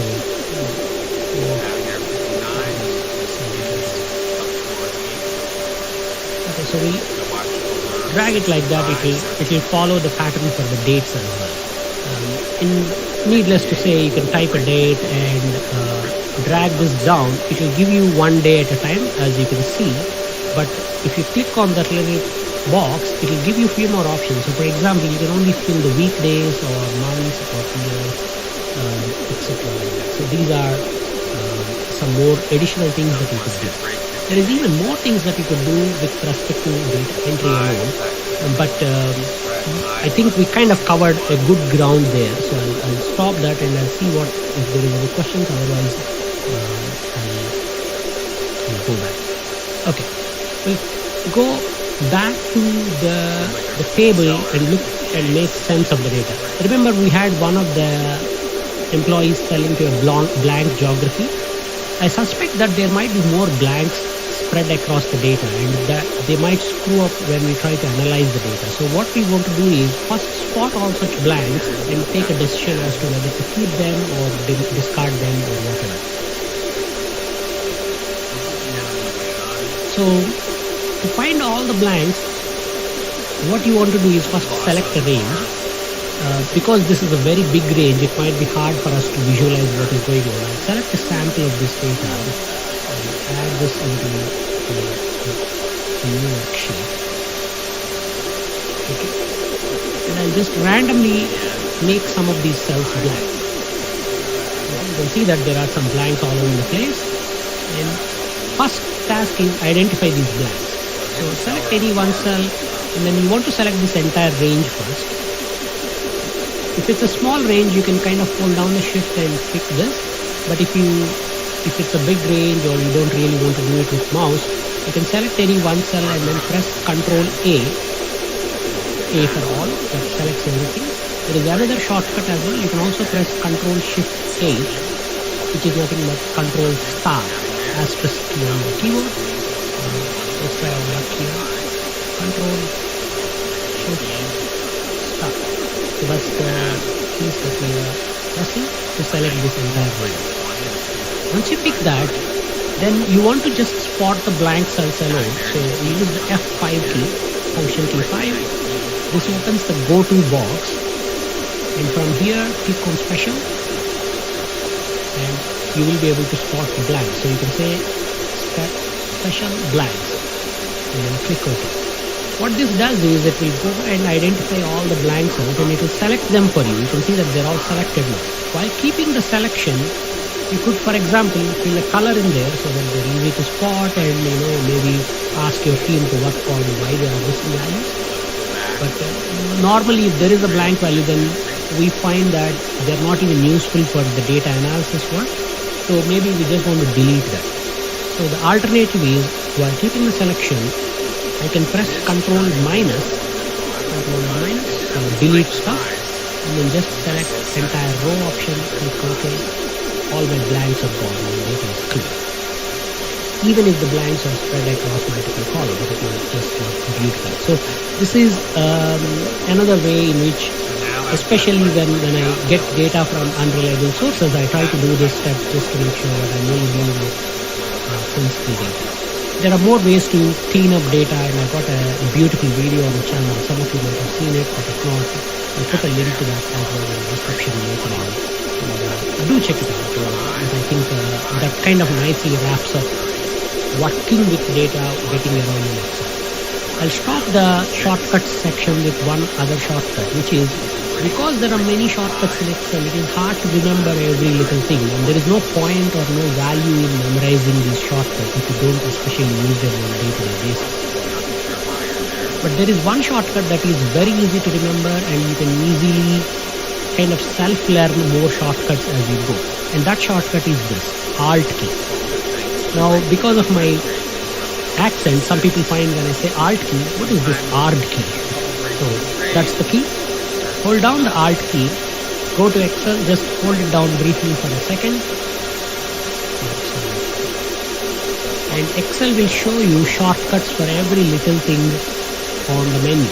So it will say, if you now press N, you will go to the insert ribbon. So N, and then once you get into that ribbon, it will show further shortcuts. It will say, oh, if you press V, I will insert a pivot table for you from this data. Beautiful, right? We don't have to use keyboard anymore, mouse anymore, within keyboard, and I don't have to remember the shortcut. I can look at the screen. It teaches me what shortcut I need to press to navigate all the aspects of the spreadsheet. So it is a very powerful and beautiful idea. It is easy to remember and use. The best part about this that I like is it works same way in Excel, Outlook, Word, PowerPoint, all the Office applications where you find the ribbon. So one shortcut that works across the spectrum. So it is very easy, and especially when I don't really use Outlook at home because I'm self-employed. So my email is on Gmail, and I just use Gmail, and I know Gmail shortcuts. But sometimes when I go to client places to work, they use Outlook, and so I'm forced to use Outlook, and I'm not familiar with Outlook that much. So when I go look for things, and I find that this shortcut is really easy for me to just get around. We'll come back and talk about more shortcuts that will help you get more productive at a different level. But for now, I'll switch back to our presentation to talk about different type of productivity aspects. Let's just see what's going on.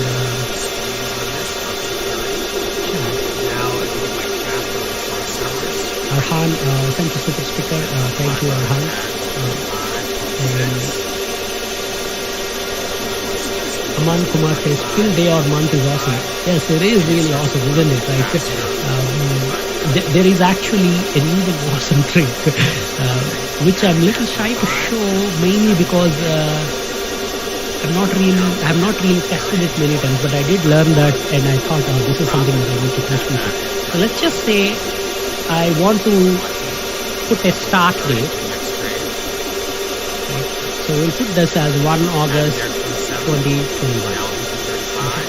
And then somewhere down here, I want an end date that is, let's just say 31 October 2021.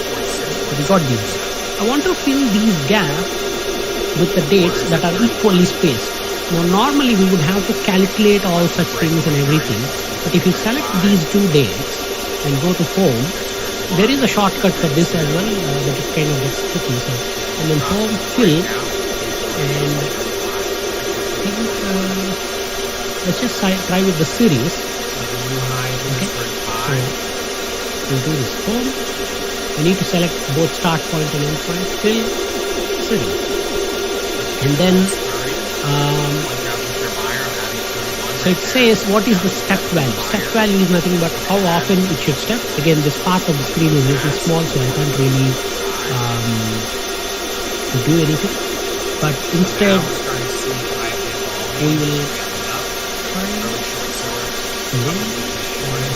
just stop value.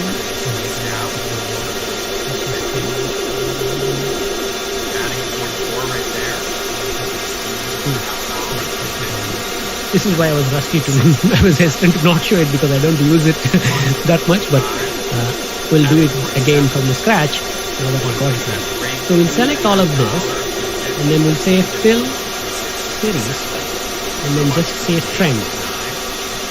Okay. What this will do is it will figure out, oh, you want to start here, you want to end there. In between I will fill the dates automatically so that they go from here to there. And it will calculate all the necessary dates for you to step through. So, in fact, not just the date, it figured out that if you start on that, to end on that, you need to actually stop at 2 p.m. and then go to the next one. Slightly interesting thing. Again, you may never actually have a need for this, but if you do, you have a way of doing this in Excel. So that's that. Ian also sent this super sticker on my hands again.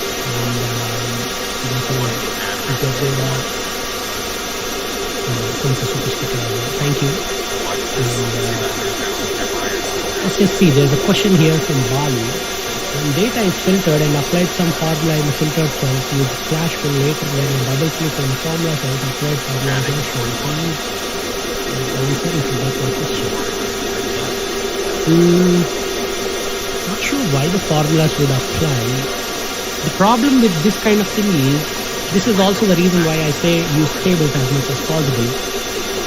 Because tables ensure that any formula you type in a cell in a table column is equally applied across the table. So it is the same formula all the way through. So whether you filter or not, the formula is there. I'll show you what the mean by that. So we'll put a formula here. This formula is nothing but amount divided by boxes. So you see that I'm only typing the formula in the very first cell, but when I press enter, it uniformly applies the logic across the table. So, and then this works even when I filter for an individual product. So if I say $99 and then type my formula, which would be amount divided by boxes, it's applying, but it's not applying for these, it is applying for the entire table. This is what as a data analyst you want. You don't want repetitive work, you don't want errors. So this ensures that. Whereas if you have data like this, I haven't got headers here, so I'm just going to put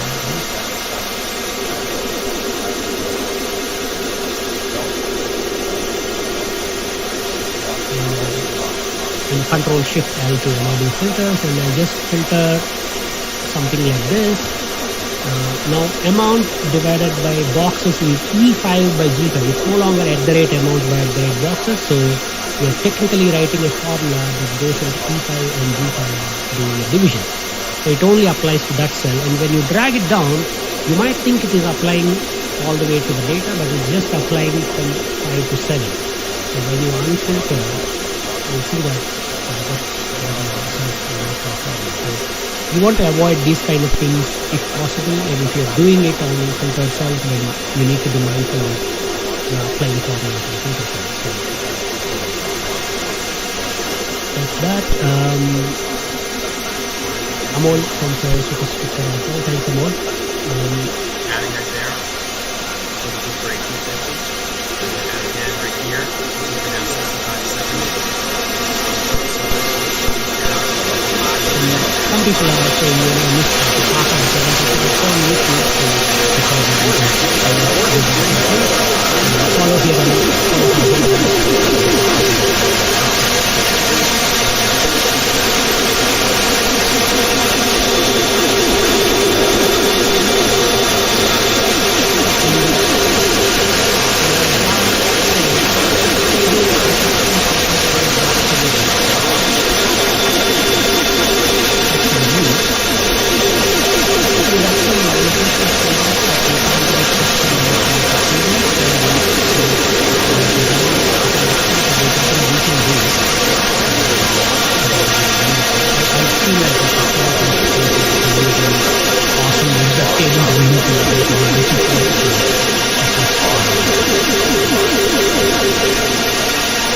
William says, how do you copy paste data from the filter table?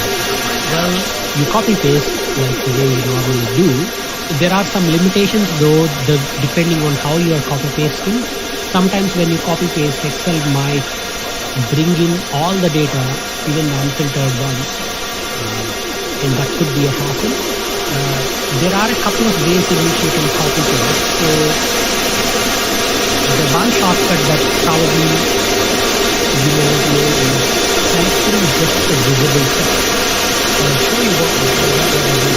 If I access the filter, and if I say Control A and Control C, you see that these dotted lines they kind of separate. So technically Excel has only selected and copied the visible data.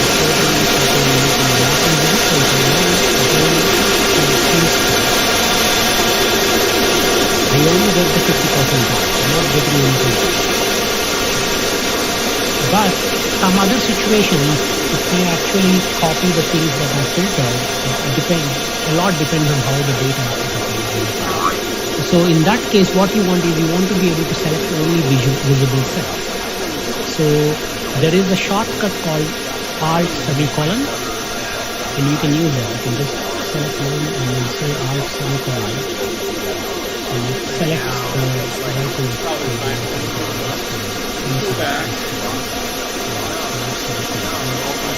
This is now literally just selecting only the visible cells. That means anything filtered out is gone from selection, and now if you copy,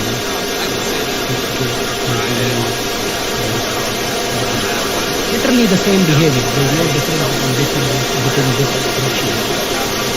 This is one more way because it's I hope that helps. So the shortcut that you want to remember is Alt semicolon. Anyhow, I think we kind of rambled on the shortcut part of the productivity, which isn't even a big thing. Right? Knowing shortcuts is important, but it's not really the one that makes you super productive. If you want to achieve awesome things in Excel, then you need to do other sides of productivity equations. I'm gonna go and show you some of those. Now, I just want to give a quick shout out to Mahmoud and the Super Sticker as well. And I'll come back and answer some more questions, but because we got quite a lot of awesome content planned, and it will be a bummer if I don't share all of this in the live stream. So I'm going to move on and I'll come back.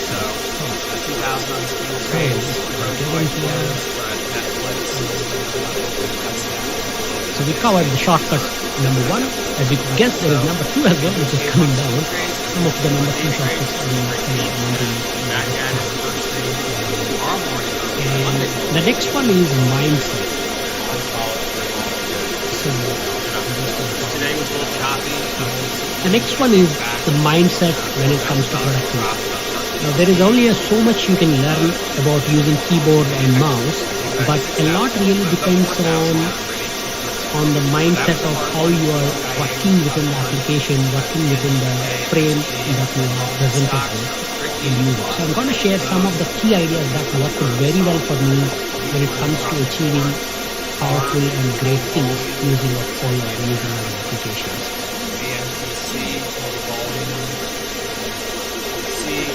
But first, what is this? You see this? See this? The keyboard is leaking something. Don't worry, it's under control. Alright, so enjoy the weekend. That's just a joke. Alright, the first concept is batching. What batching means is that when you are doing any activity, you want to do it in such a way that find similar things and then do them first. So it could be data analysis, it could be preparing some report, it could be making a complex model or whatever. Whichever may be the task, especially if the task spans like multiple days, or a lot of different spreadsheets or big volume of work. Identify the similar activities in that thing and then batch them. This is a key concept within productivity, and I use this also not just when I'm using Excel, anything. Let's just take YouTube.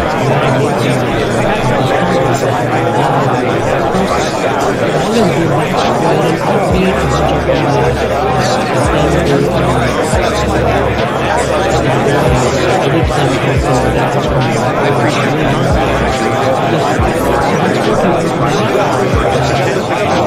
so let's just try this way. Let's say you have some data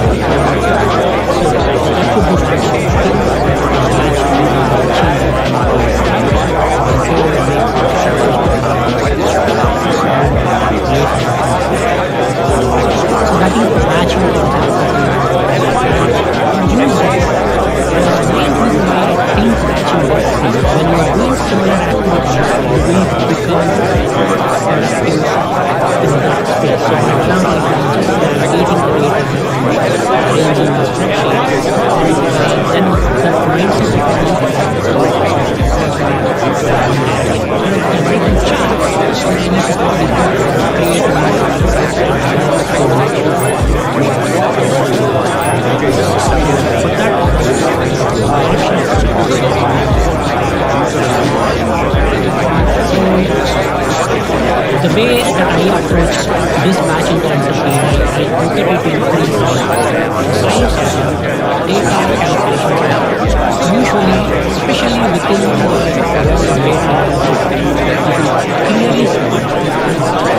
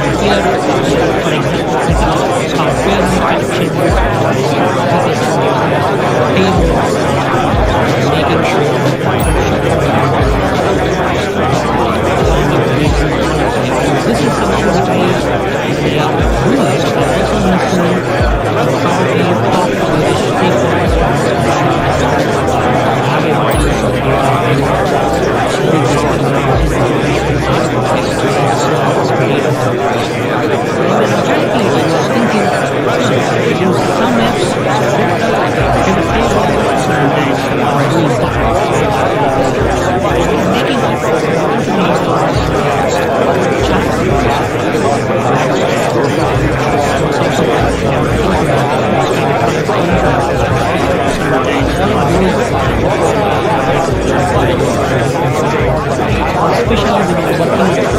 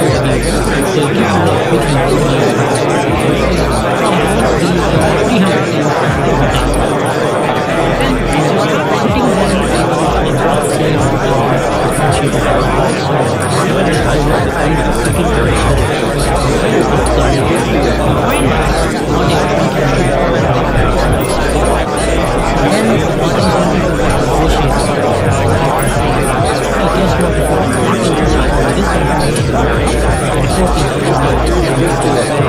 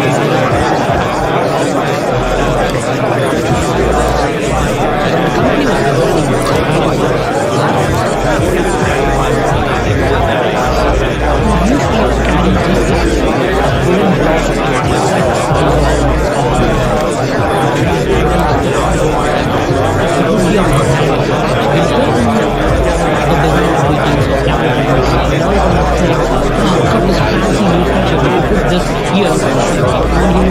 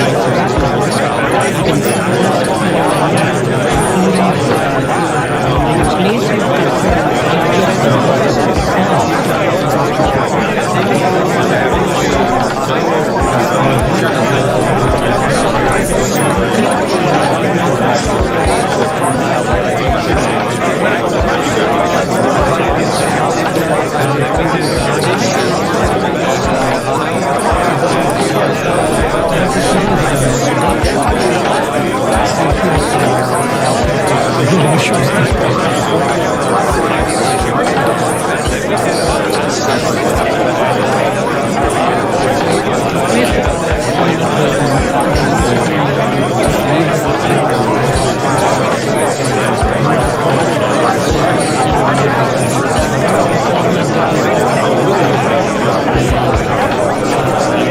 mouse, you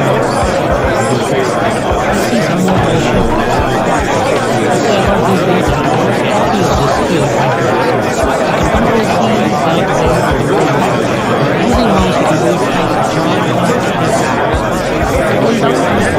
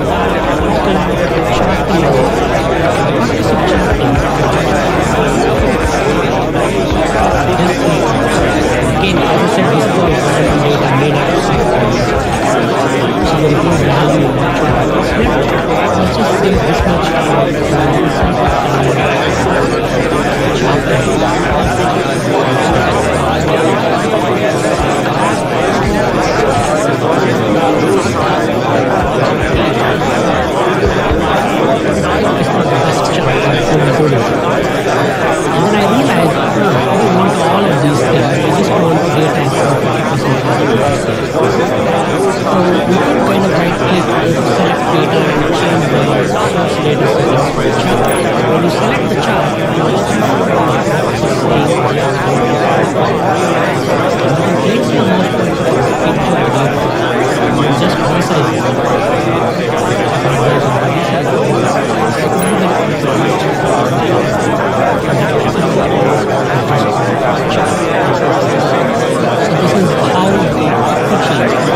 for example, you think of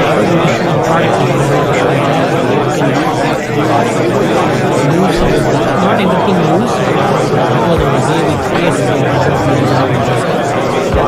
we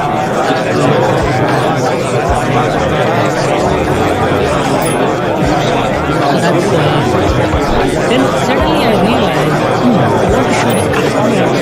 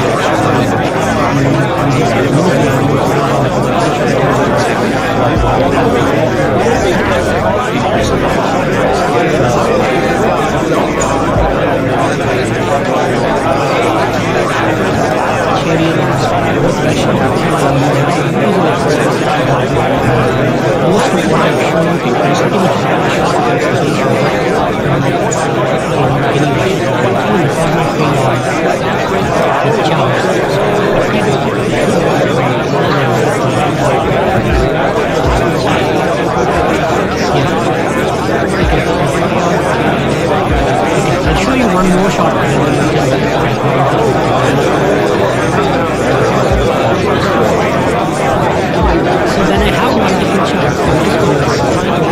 charts.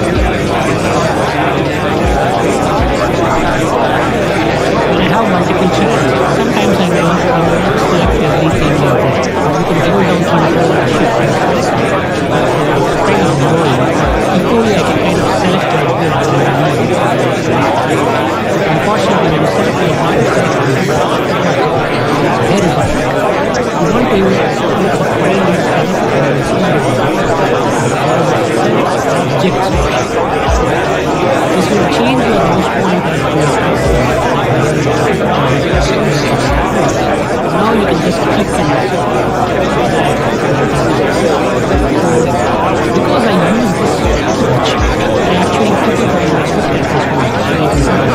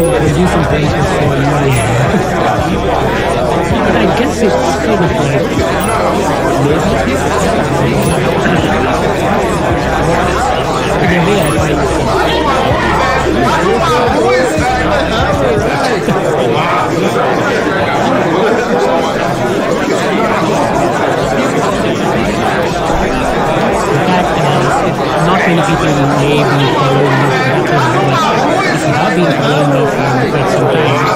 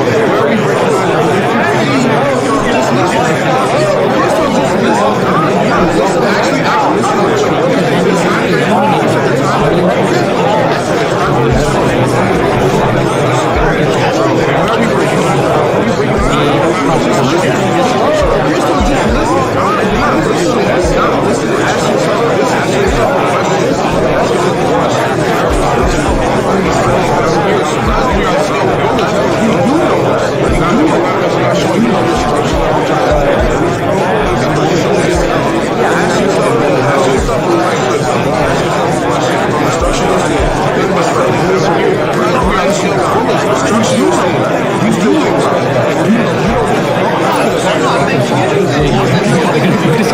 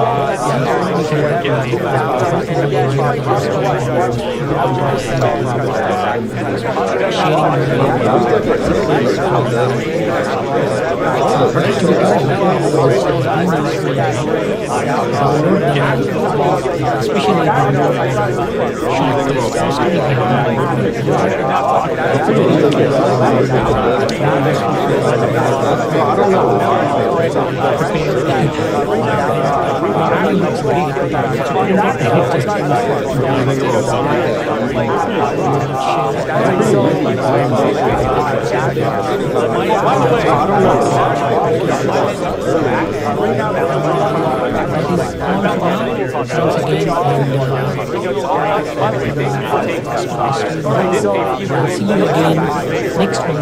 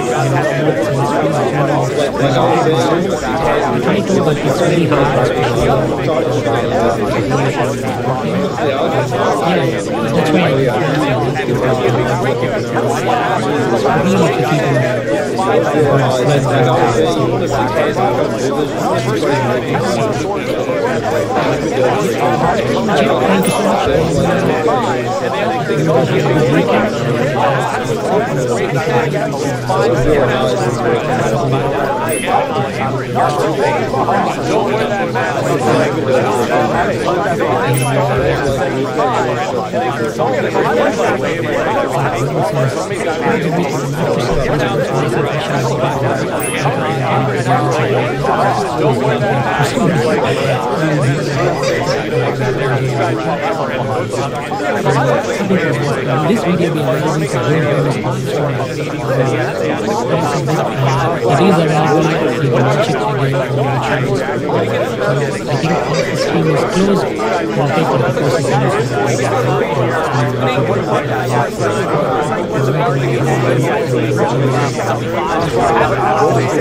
Enjoy the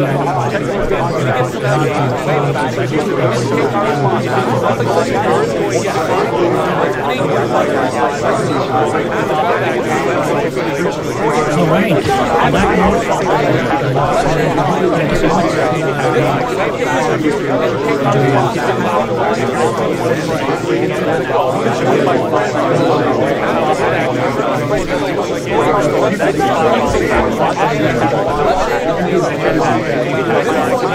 Hey everyone, welcome to our monthly Q&A webinar. First time I'm doing a Q&A style stream.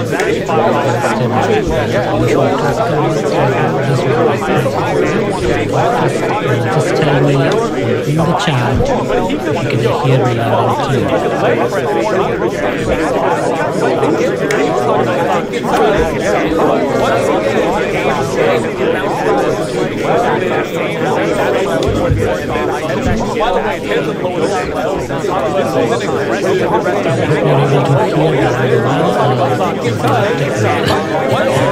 it is so good to have seen all November live stream. I'm super excited because this is completely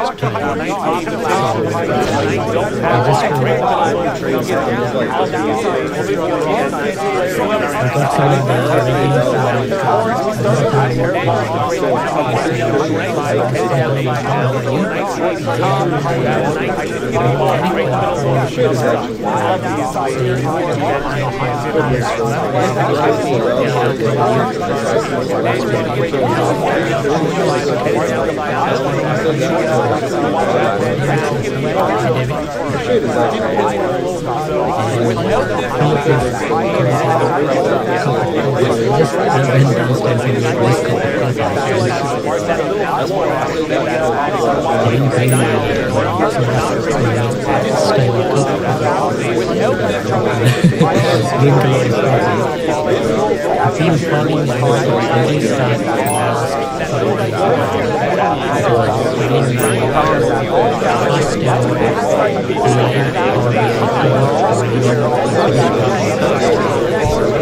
with some Just that I have to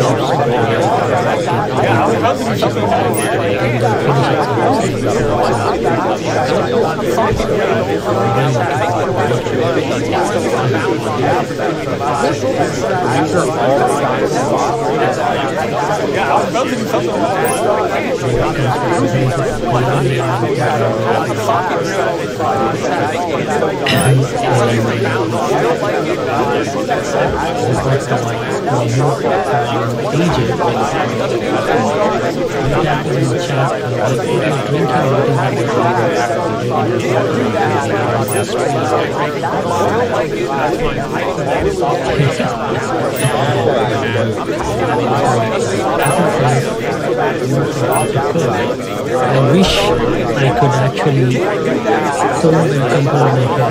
It's not crazy. So, about 5 a.m. So I just got up an hour ago to get set for the session. This is the if you want to like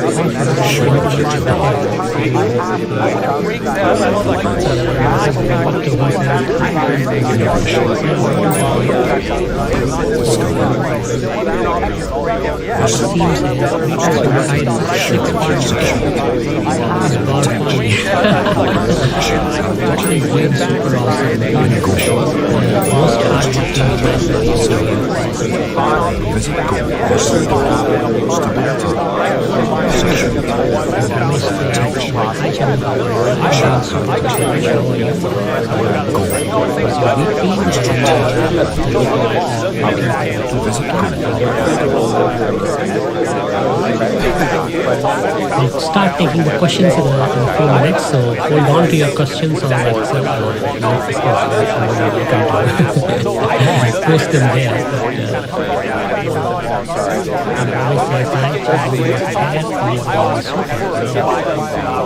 Thank you, Ramesh. My wife, some of you know this, but some most people may not. We actually studied together, so we kind of know each other for 25 minutes now.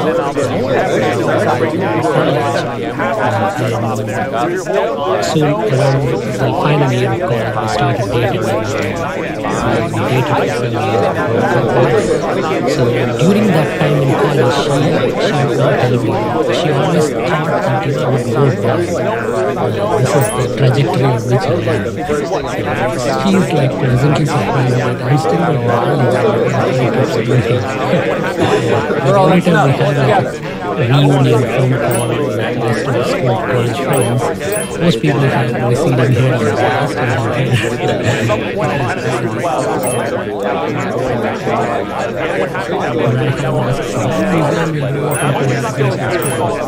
I wish I know the answer to that question, but I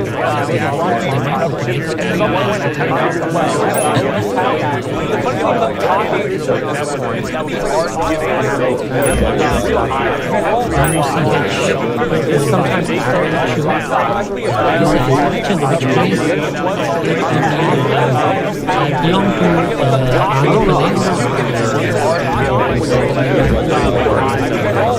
kind of living in different parts of the world.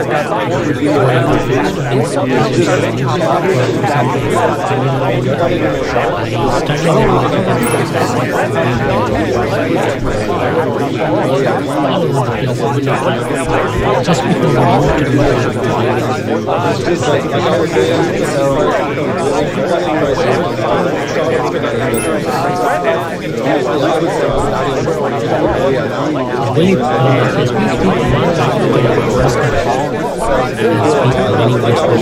in fact, Dilip is my brother's name, so I'm going to call you Tamuru. Tamuru will బాగున్నారు నేనైతే చాలా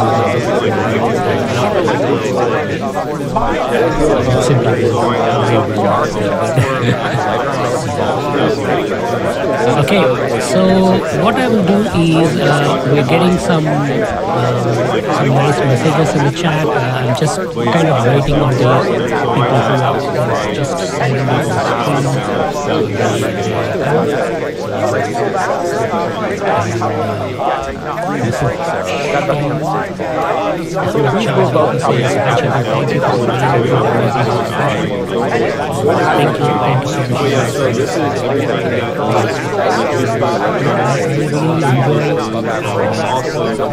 talking about technology, sharing building that community so that it creates a kind of like a positive environment where everybody is sharing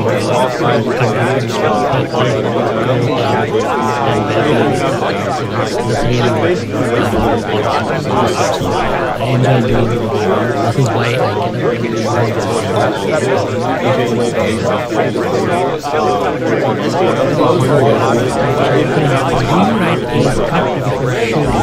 so normally I'm not writing a script, I'm a little too lazy for that sort of thing.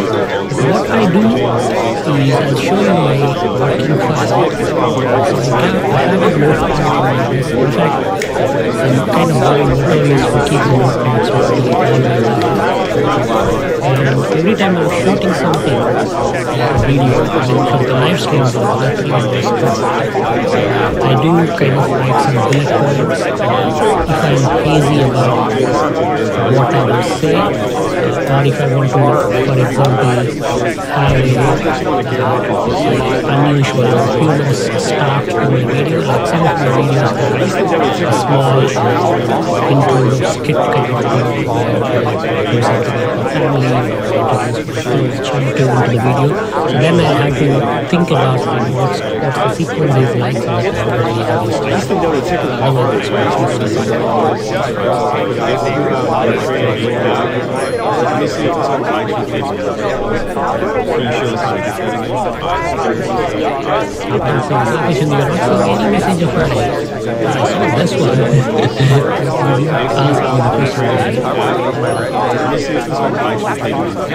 happy to the official Excel Q&A session message there.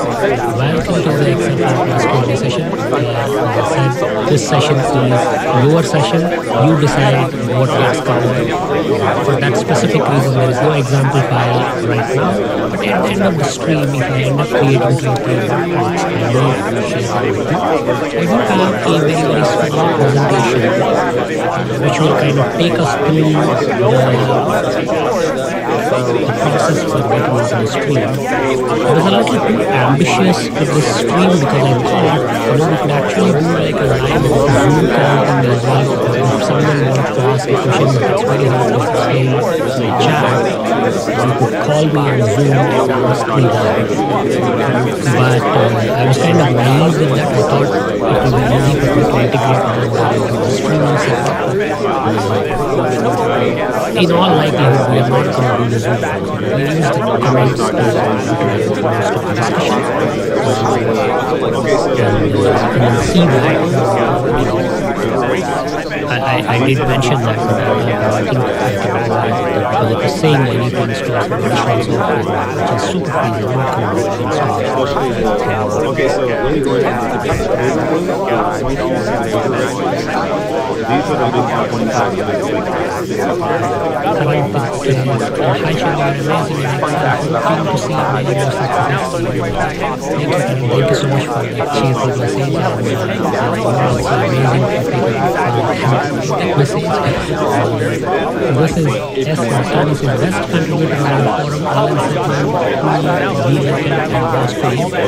these are like rock stars. I mean, if you think what I do in Excel is good, you gotta see what these people do in the Excel forum. They are like different ways. They share such amazing tricks and ideas. And so from time to time I would go there. Like when I created the forum, I was quite regular there. But very soon these people overtook me. It was a race and they just went away from us. At one point, I stopped at these people are so good.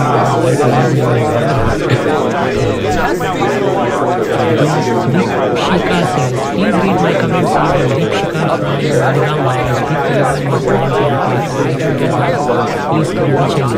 Hello, Chelly. Baunara Miru. Chelly simply my sister. Hi, Deepshika. I hope you're doing good. I have a very good school friend who used to live in America. I'm born and brought up in Vijayawada. I studied in Vijayawada. So I'm kind of very familiar with him. I hope you're doing good. Enjoy your day. And Danny says, why do you shoot live at the evening? I could do this at any point of the day, and I would still not be able to reach out to a part of my audience. So I figured for a live stream, early morning would work best for me because I'm an early starter. Just that I don't wake up at 4 a.m., but I do kind of wake up before 6 and most days.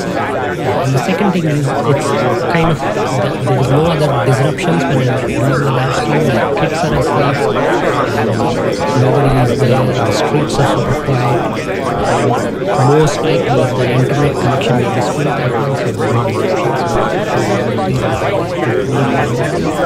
I know it's for some people this time is important. Like especially every time I do my live stream announcement, I get like at least 1 or 2 emails from like Australian friends saying, mate, it's almost midnight when you do it. Because it's 5 in New Zealand, most cities in Australia are at least 2 hours behind.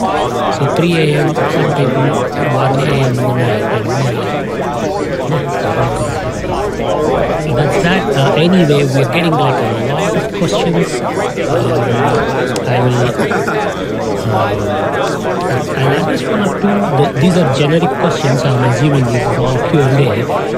Which company do you work for? Keep the secret lab. Company,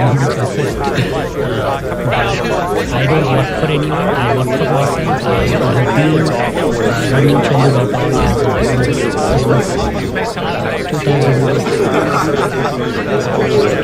maybe. Yeah, almost 11 years now. From time to time, I do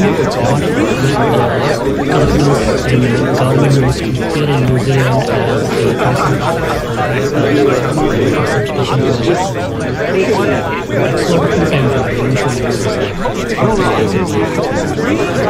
And that's a very, very good way for you to listen to some industry or whatever which is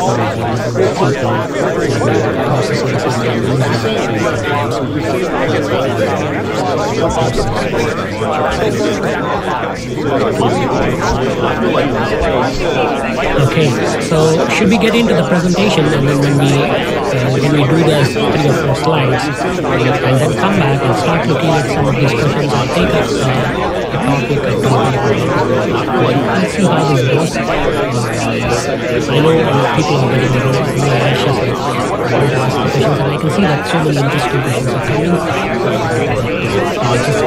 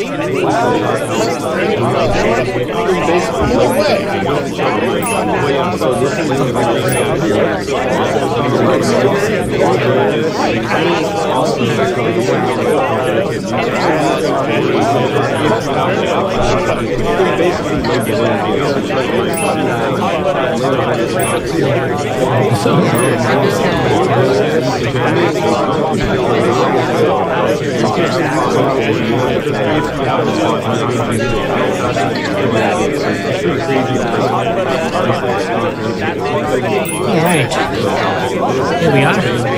Take some questions.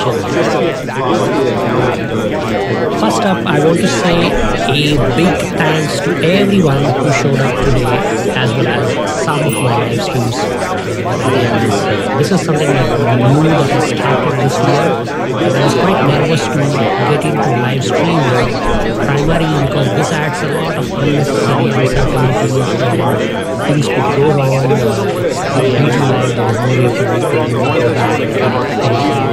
I wasn't even sure if it would show up. So I'm really happy with the way live streams come out. And more importantly, I'm really thankful and happy that you showed up to spend some time with me and share your messages as well as teach me. So big thanks to everybody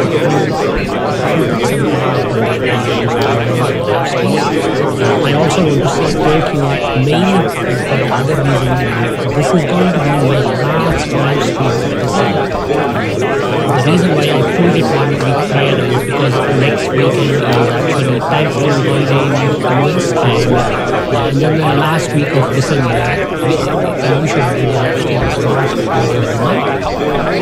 last week of December is Christmas holiday. So this is my last live stream for live stream again next year, and either end of Jan or end of February, depending on what happens during my life. But I want to take this opportunity to face to face thank you all for attending my live streams. I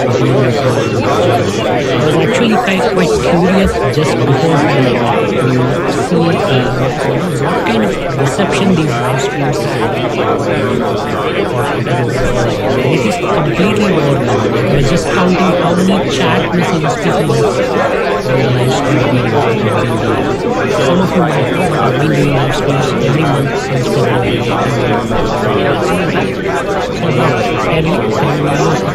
Live streams have over 5,000 chat messages. That is completely overwhelming. Many of you have written to me to say how you enjoy my content.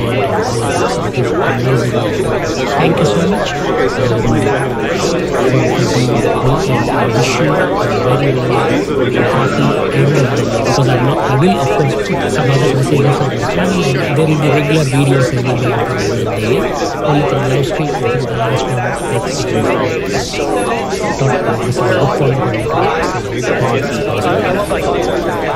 What's going to happen today?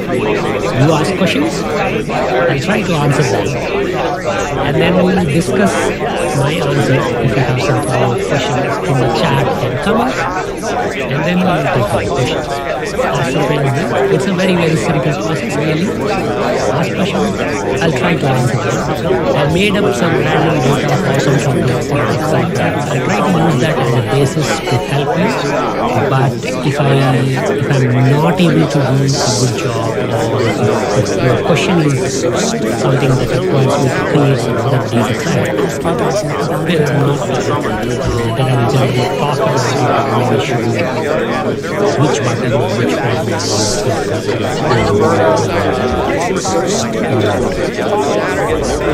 This is the slide that I was talking about. I was hoping to do a live Zoom call thing because certain questions you cannot type like even 7 sentences and explain them. It's a lot easier if you call me. I thought I would do like a link through which you can call me. It will open up the Zoom meeting and I could invite you to Zoom call. The thing that I hadn't realized is you can hear my voice, but it will all be useless if you can't hear what the other person is. You have to apparently to discover the software installed, which I found out too late.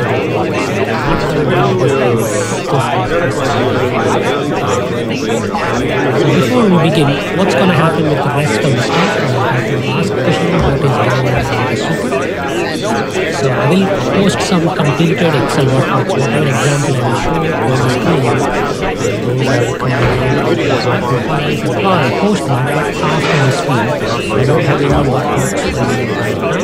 Instead, we will just use Excel create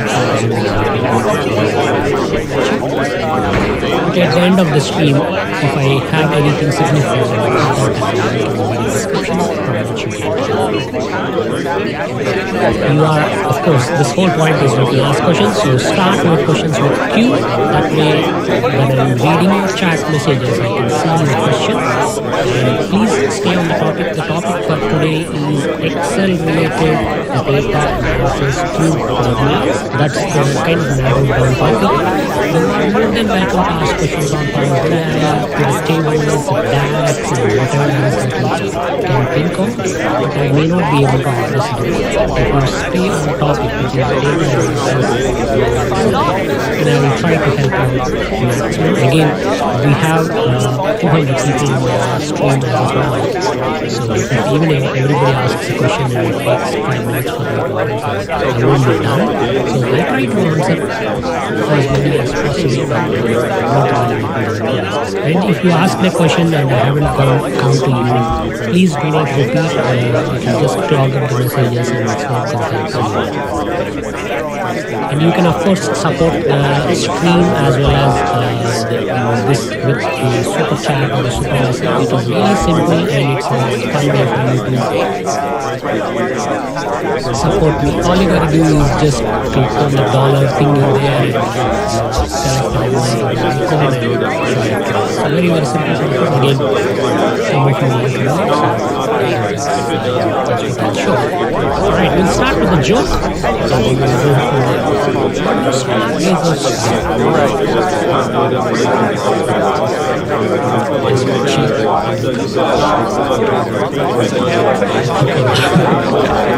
Let's go into Excel. I'll look at your questions and then alright.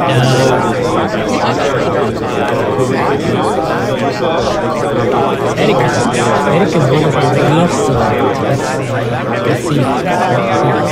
What are Q functions? Q functions are a set of functions that are available in Excel that you can use to talk to the data model function. So some of you already know this.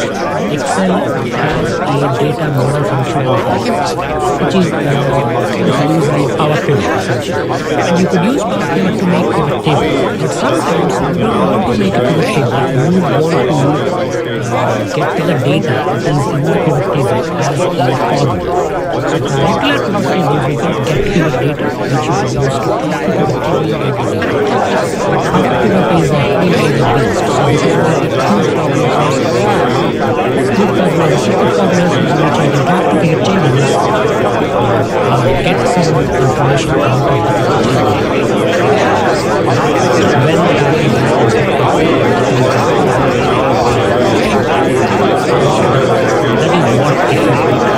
when where we use it, I almost never use this function.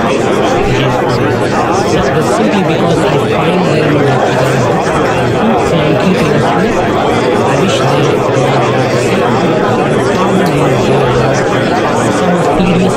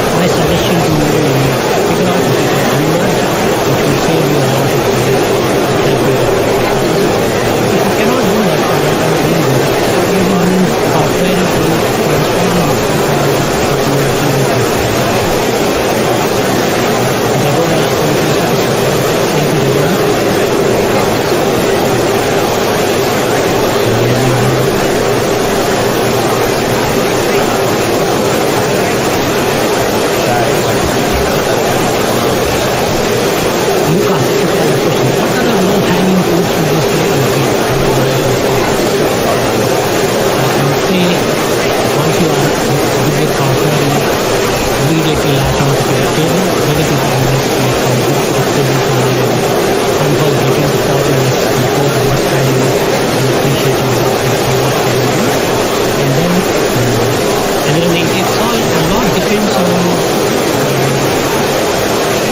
So for example, I'll tell you that I never worked as an accountant, so I can't really give you from that side. But I always surprised like how easy it is to impress people. If you can, anybody can make a spreadsheet or calculate. But if you can spend a little bit of time polishing it and making sure that it looks good, that will take you a lot further. Because what we are doing at the end of the day is we are building things so that other people can understand it. As long as you keep that in mind and you think that whatever I do is for someone else to do, then you will always ask the question, how do I make it better? And that kind of idea of making things look good is a step that all to us some people forget. If you just do it, it only takes 10 minutes and over time you improve your efficiency. That will be very, very quick to implement it.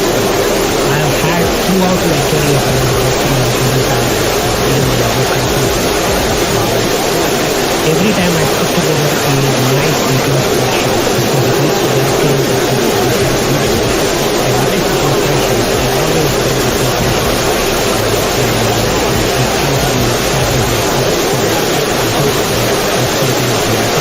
It's not a low-hanging fruit, but it's something that is targeted to get.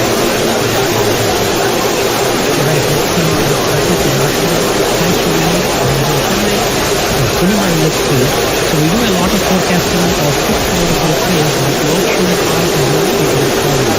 So how do we forecast data in Excel to retain and allocate production? You could do a lot of different modeling with this. Forecasting is a very, very interesting area. And there is more to it than what I could say in the next 1 cent or 300. So whatever I'm saying, take it into consideration.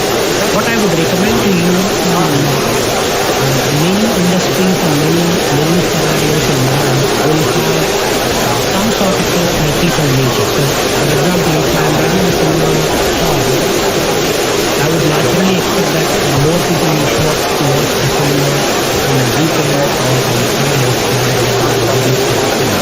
There is a cyclical pattern that is going on. So that is something that you need to keep in mind when you're forecasting. Just to open up this file.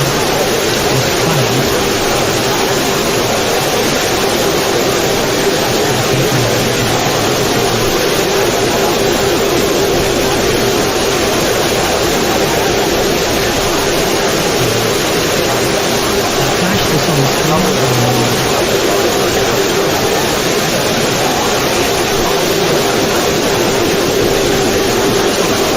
Go to my channel and see one of the recent videos that I did on 10 things we thought I couldn't do but I did. I'm not trying to promote to everybody else. This video literally starts with this question. It doesn't give like 20,000 times. So my first suggestion to you, even before I go for the particular question, don't let them run that inside you are not here I got my coffee sales which is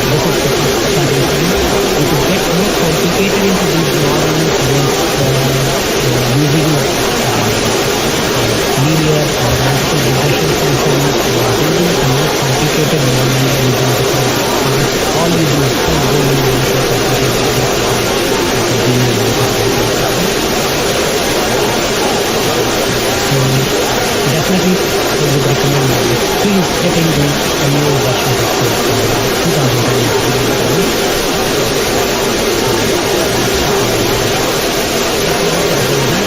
I just want to give shout outs to some of these super chats that are coming in.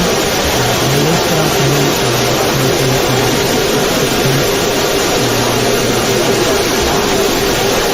Jvarren has paid some super chats.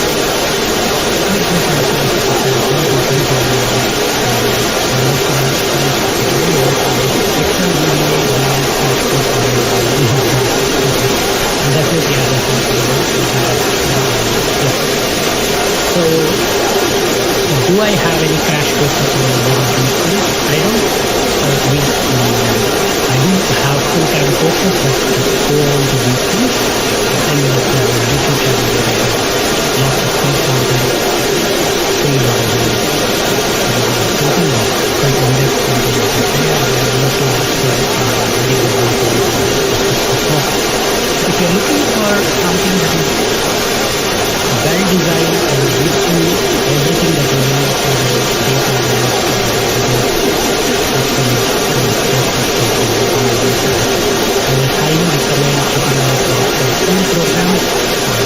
Again, the intention of this lesson is not to sell you anything. You can look at it, consider it, and if you think this is going to help you, purchase it, because that way you are learning something new, you are also supporting your creator, and it's a win-win for all of us. So full is that program that I recommend to you. Check it out. This is a course that I designed many years ago and then constantly revised it. People are asking me the whole purpose of this course is to teach you how to be very good with Excel when it comes to data analysis and dashboard reporting. It's a fairly advanced course where you get some training, you learn how to use pivot tables, data models, how to make advanced and interactive charts, how to combine and match formulas, how to use solution formulas, solutions, and all sorts of things. You can read through this page, you can see some of the demos of what I've done, you can see some forms because some of these are like really complicated dashboards that just take a lot of work to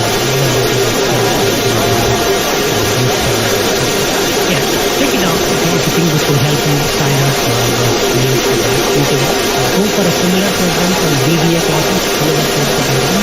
You can go to that channel and sign up for that. I do have another course on Power BI that you can also similar pattern.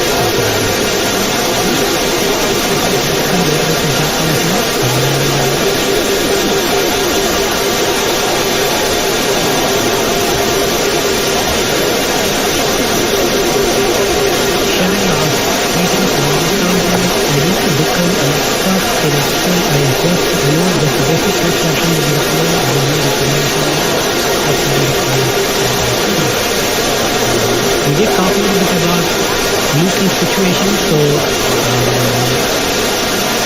I think the same advice will apply to you. Learn the things that are easy to start off with, problems like the software, tables, structuring and managing data, listing of data, if you want the course, again, please use it in documents. You don't have to go through this.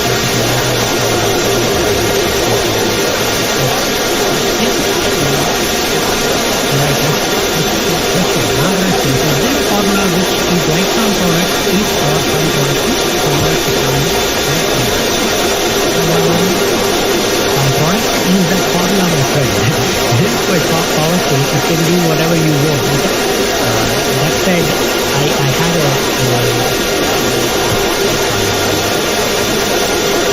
I used to have a very I've got quite a few of articles and things like that. I'm going to sort of detail and I use this for the last time. And we have even guest articles written by other people on my website. These days, I don't use some sort of research because there are other dynamic service research available in Excel, such as filter, which I can use. So If you give me an example, I'll show you what you can use. Alright, I can use the process and then I will show you the process.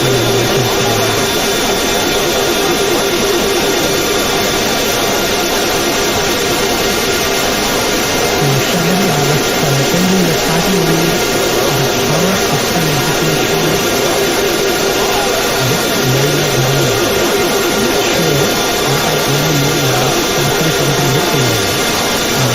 I don't have any code that we together are going to do. We do do stuff we are in confidence with people, so somehow maybe that is something. But if you're asking me 500 resources that I have access to, which I just show on the screen, which is a comprehensive Excel course that goes into trading, Excel, DYOR, all sorts of stuff. So feel free to check it out.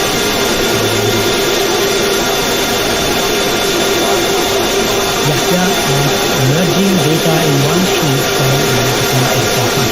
Okay, this is a question that many people ask in various forms, either here or in other posts where I ask you, what do you want to learn? I always get the feel that people have something like this. I've got data that is there, I want to know how to do it. The easy answer, you can do this with software. And do a quick demo so that we all see how to combine data. This will help you combine the data, it will help you reconcile the data, if the data is in different places. It will save you heaps of time, and the best part is it's automatic. The other thing that I want to remind you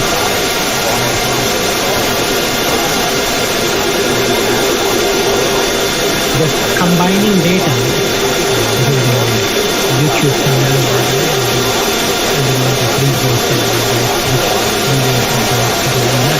I was just looking when the CEO is doing it. It's literally going down. So next Tuesday, I'm actually posting a video on how to combine multiple worksheets using software in order to combine. So that video is coming up next week, so you can also see the DYOR facility. You can do a quick video. Okay, open a new workflow. Just so you have something. You asked the question, one sheet from multiple Excel files. The technique is exactly same, so I'll show you a different method. So one sheet from multiple sheets. So as you know, there's multiple sheets and multiple different files. So for the purpose of this, I'm just print some numbers here. You can type the numbers, there's Excel functions are good. Just because you are learning, I'll show you this one. You can draw it, we are ending around 10 numbers. Minimum hours, let's just say 30, let's say 90. And get some numbers here. So sheet 1, max equal multiplication. Because it's a random function, each sheet will have a different value.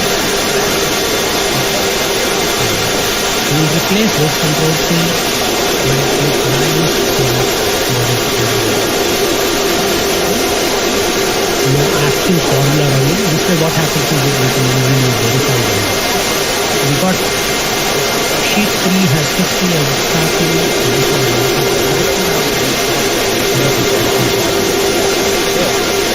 And then to make things interesting, I'll change the sizes of these. One sheet has 10 values, and the next one has 9. I've got three sheets. You can name these. So we will name this as Jan,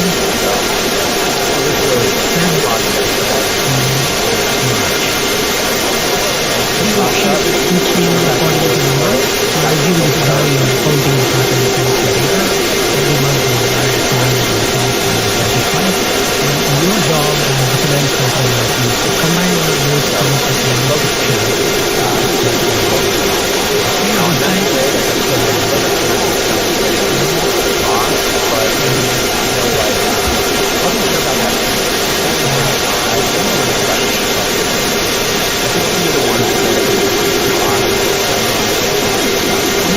a new workflow. Right here, I would like to combine all the three that workflow, get all the three sheet data flow in one go as a big sheet.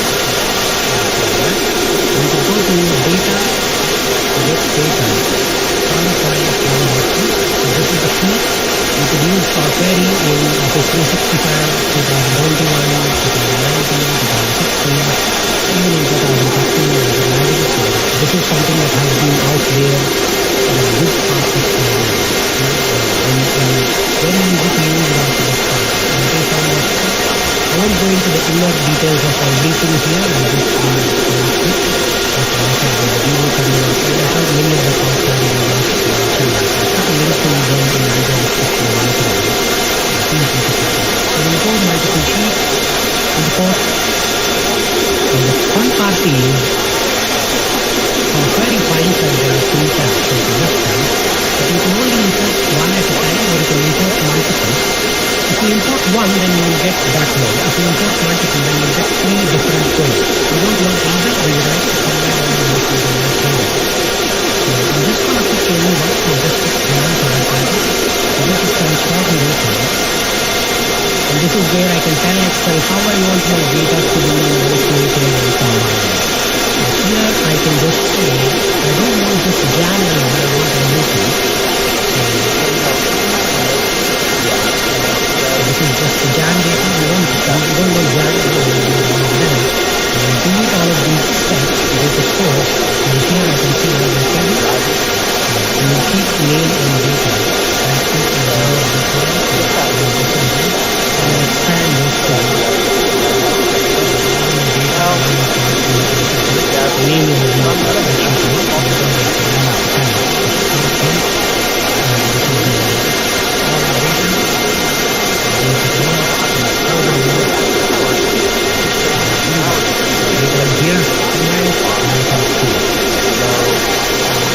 save this. The beauty of all of this is a dynamic connection. So if your original file changes, all you have to do is come back and refresh.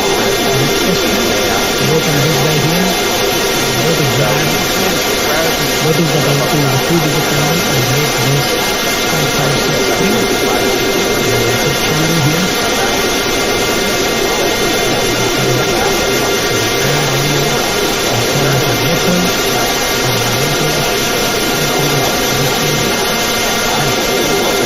Some other data here. Right click on the refresh. We'll get all the data. This is what Power does. This is one of the many things that Power does. Right now, just literally in 2-3 minutes, you build a program in Excel that will automate this job. Once you build it, that's it. You can forget about it. Every time something minor is not something, you can also have more complicated. If this is your first time coming across this black magic, then what I recommend to you is go to my channel, and then look for a PowerPoint video. That's a very, very good video. This is a video that I posted a while ago, but every day I get like unnecessary going to market telling me how good it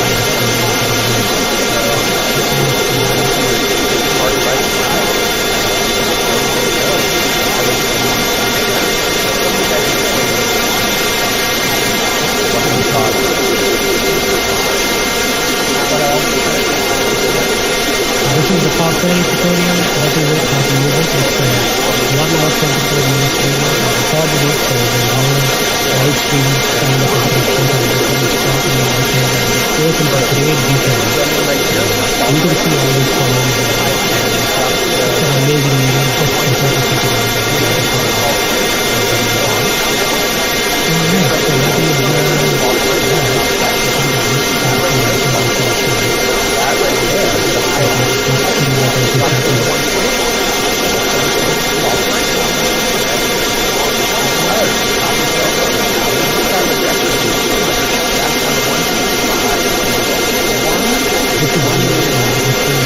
so that is this is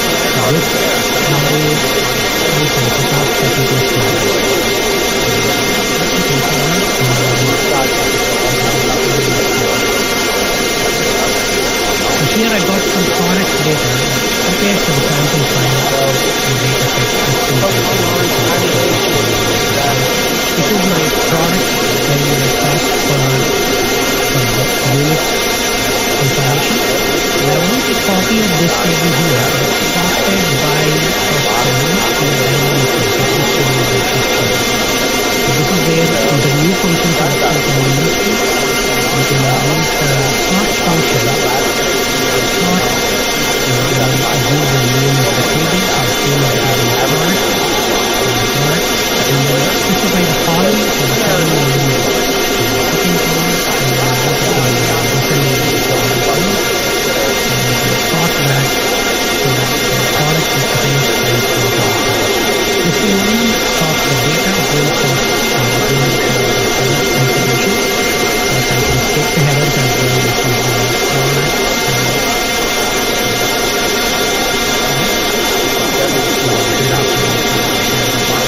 The best part is this is the formulas, so if something changes here, so for example, my milk bars are not 933 but 1955.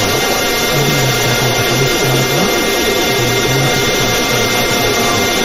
So this is the sort. There is another sort function called sort by. You can use that as well to make a sort application. And you can get creative with these things in combination with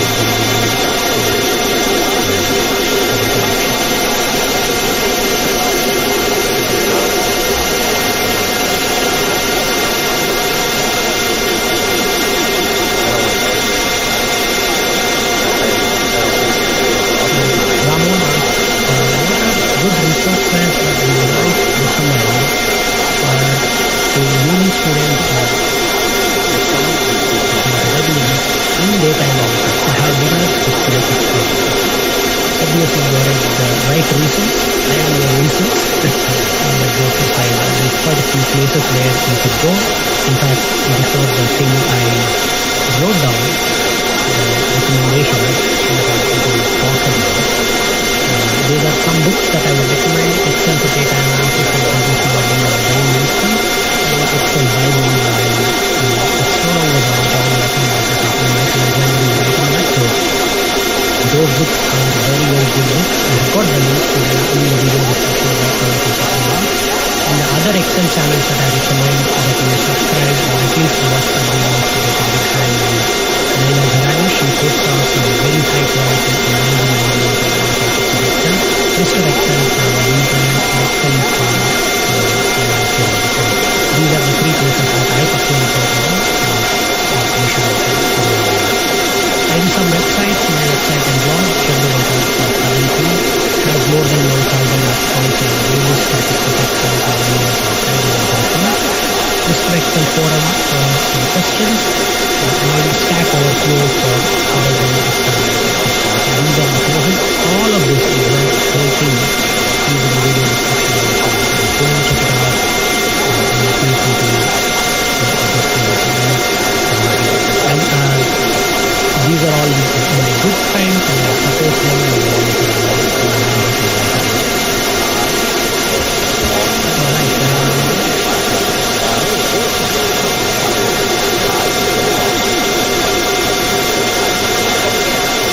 Rishabh asks, is there a way to retain formulas from CSV file upon closing and reloading? No, CSV file by definition is just storing the data in a comma separated format. It can't store how do you use part-time or good for presentation? It is very good for presentations and reports, so it's very easy to create. There's a tutorial on my website that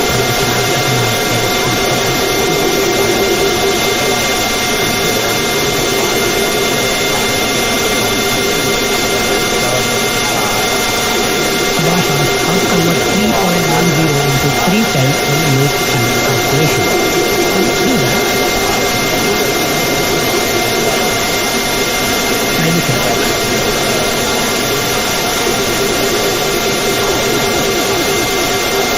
We'll call this as time number and then next one is the value.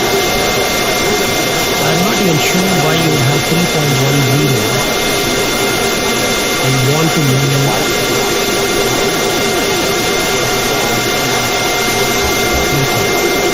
Let's just say, this is the problem with most of the things that we do. We end up having data that is not clean or good looking. There are many ways to do it. I would say if possible automate the whole thing with hot query. But let's just say you got this in Excel. I'll throw a few more things there.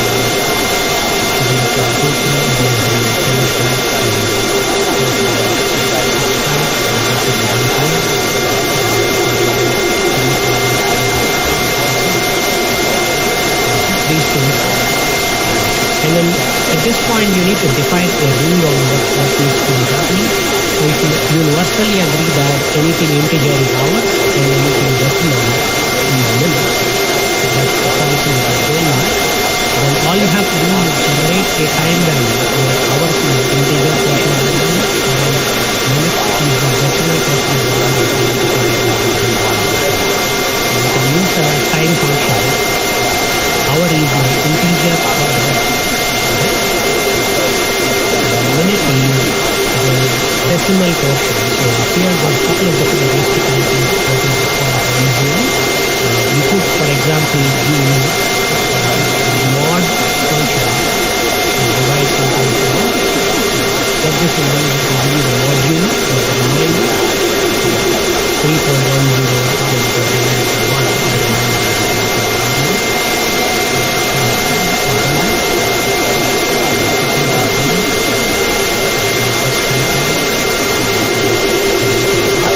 what happens here? This is because we've gone past 60 minutes. So 65 minutes, this is this is that's capacity of presenting this data and this is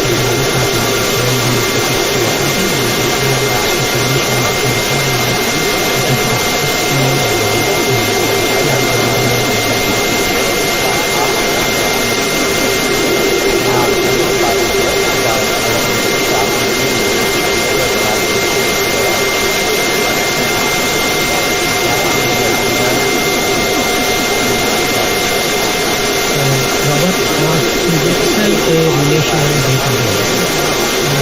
Excel is not any sort of database. Excel is Excel. Excel is a spreadsheet where you keep the dictionary. People use all sorts of things to do in Excel. And you want to see if you can give you some sort of a database Excel stuff. And not to the pro or against these things. Whatever works for you, you should do it. That's fine. But if you do need a relational database for whatever purpose, then my friend is going to use a relational database, not Excel, because it will offer you security, Excel can deal with relational database. So if you have 5 tables and you link it together, and you want to use that tables and linkages to do some calculations to the next level, you can use our pivot and run data readline. The relationship mapping, that is button. So set up the table relationship mapping in Excel.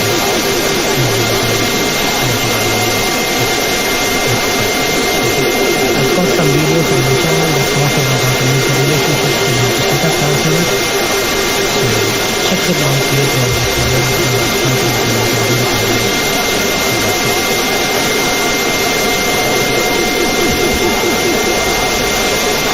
Simon says, hi Chandra, I'm late to session time, but I have an issue while using Power BI calculus.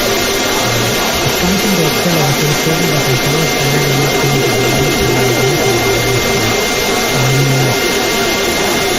it's okay, you can wait till the session is over. So, I'm not taking any Power BI questions, but because I can't read them on the screen, I'm running to the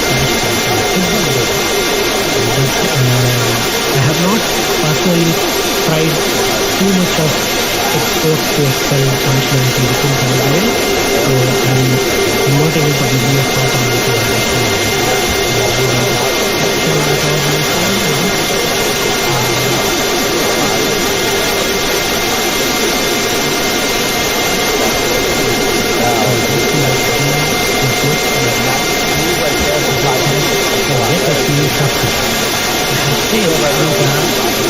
I have sales data import from across various products.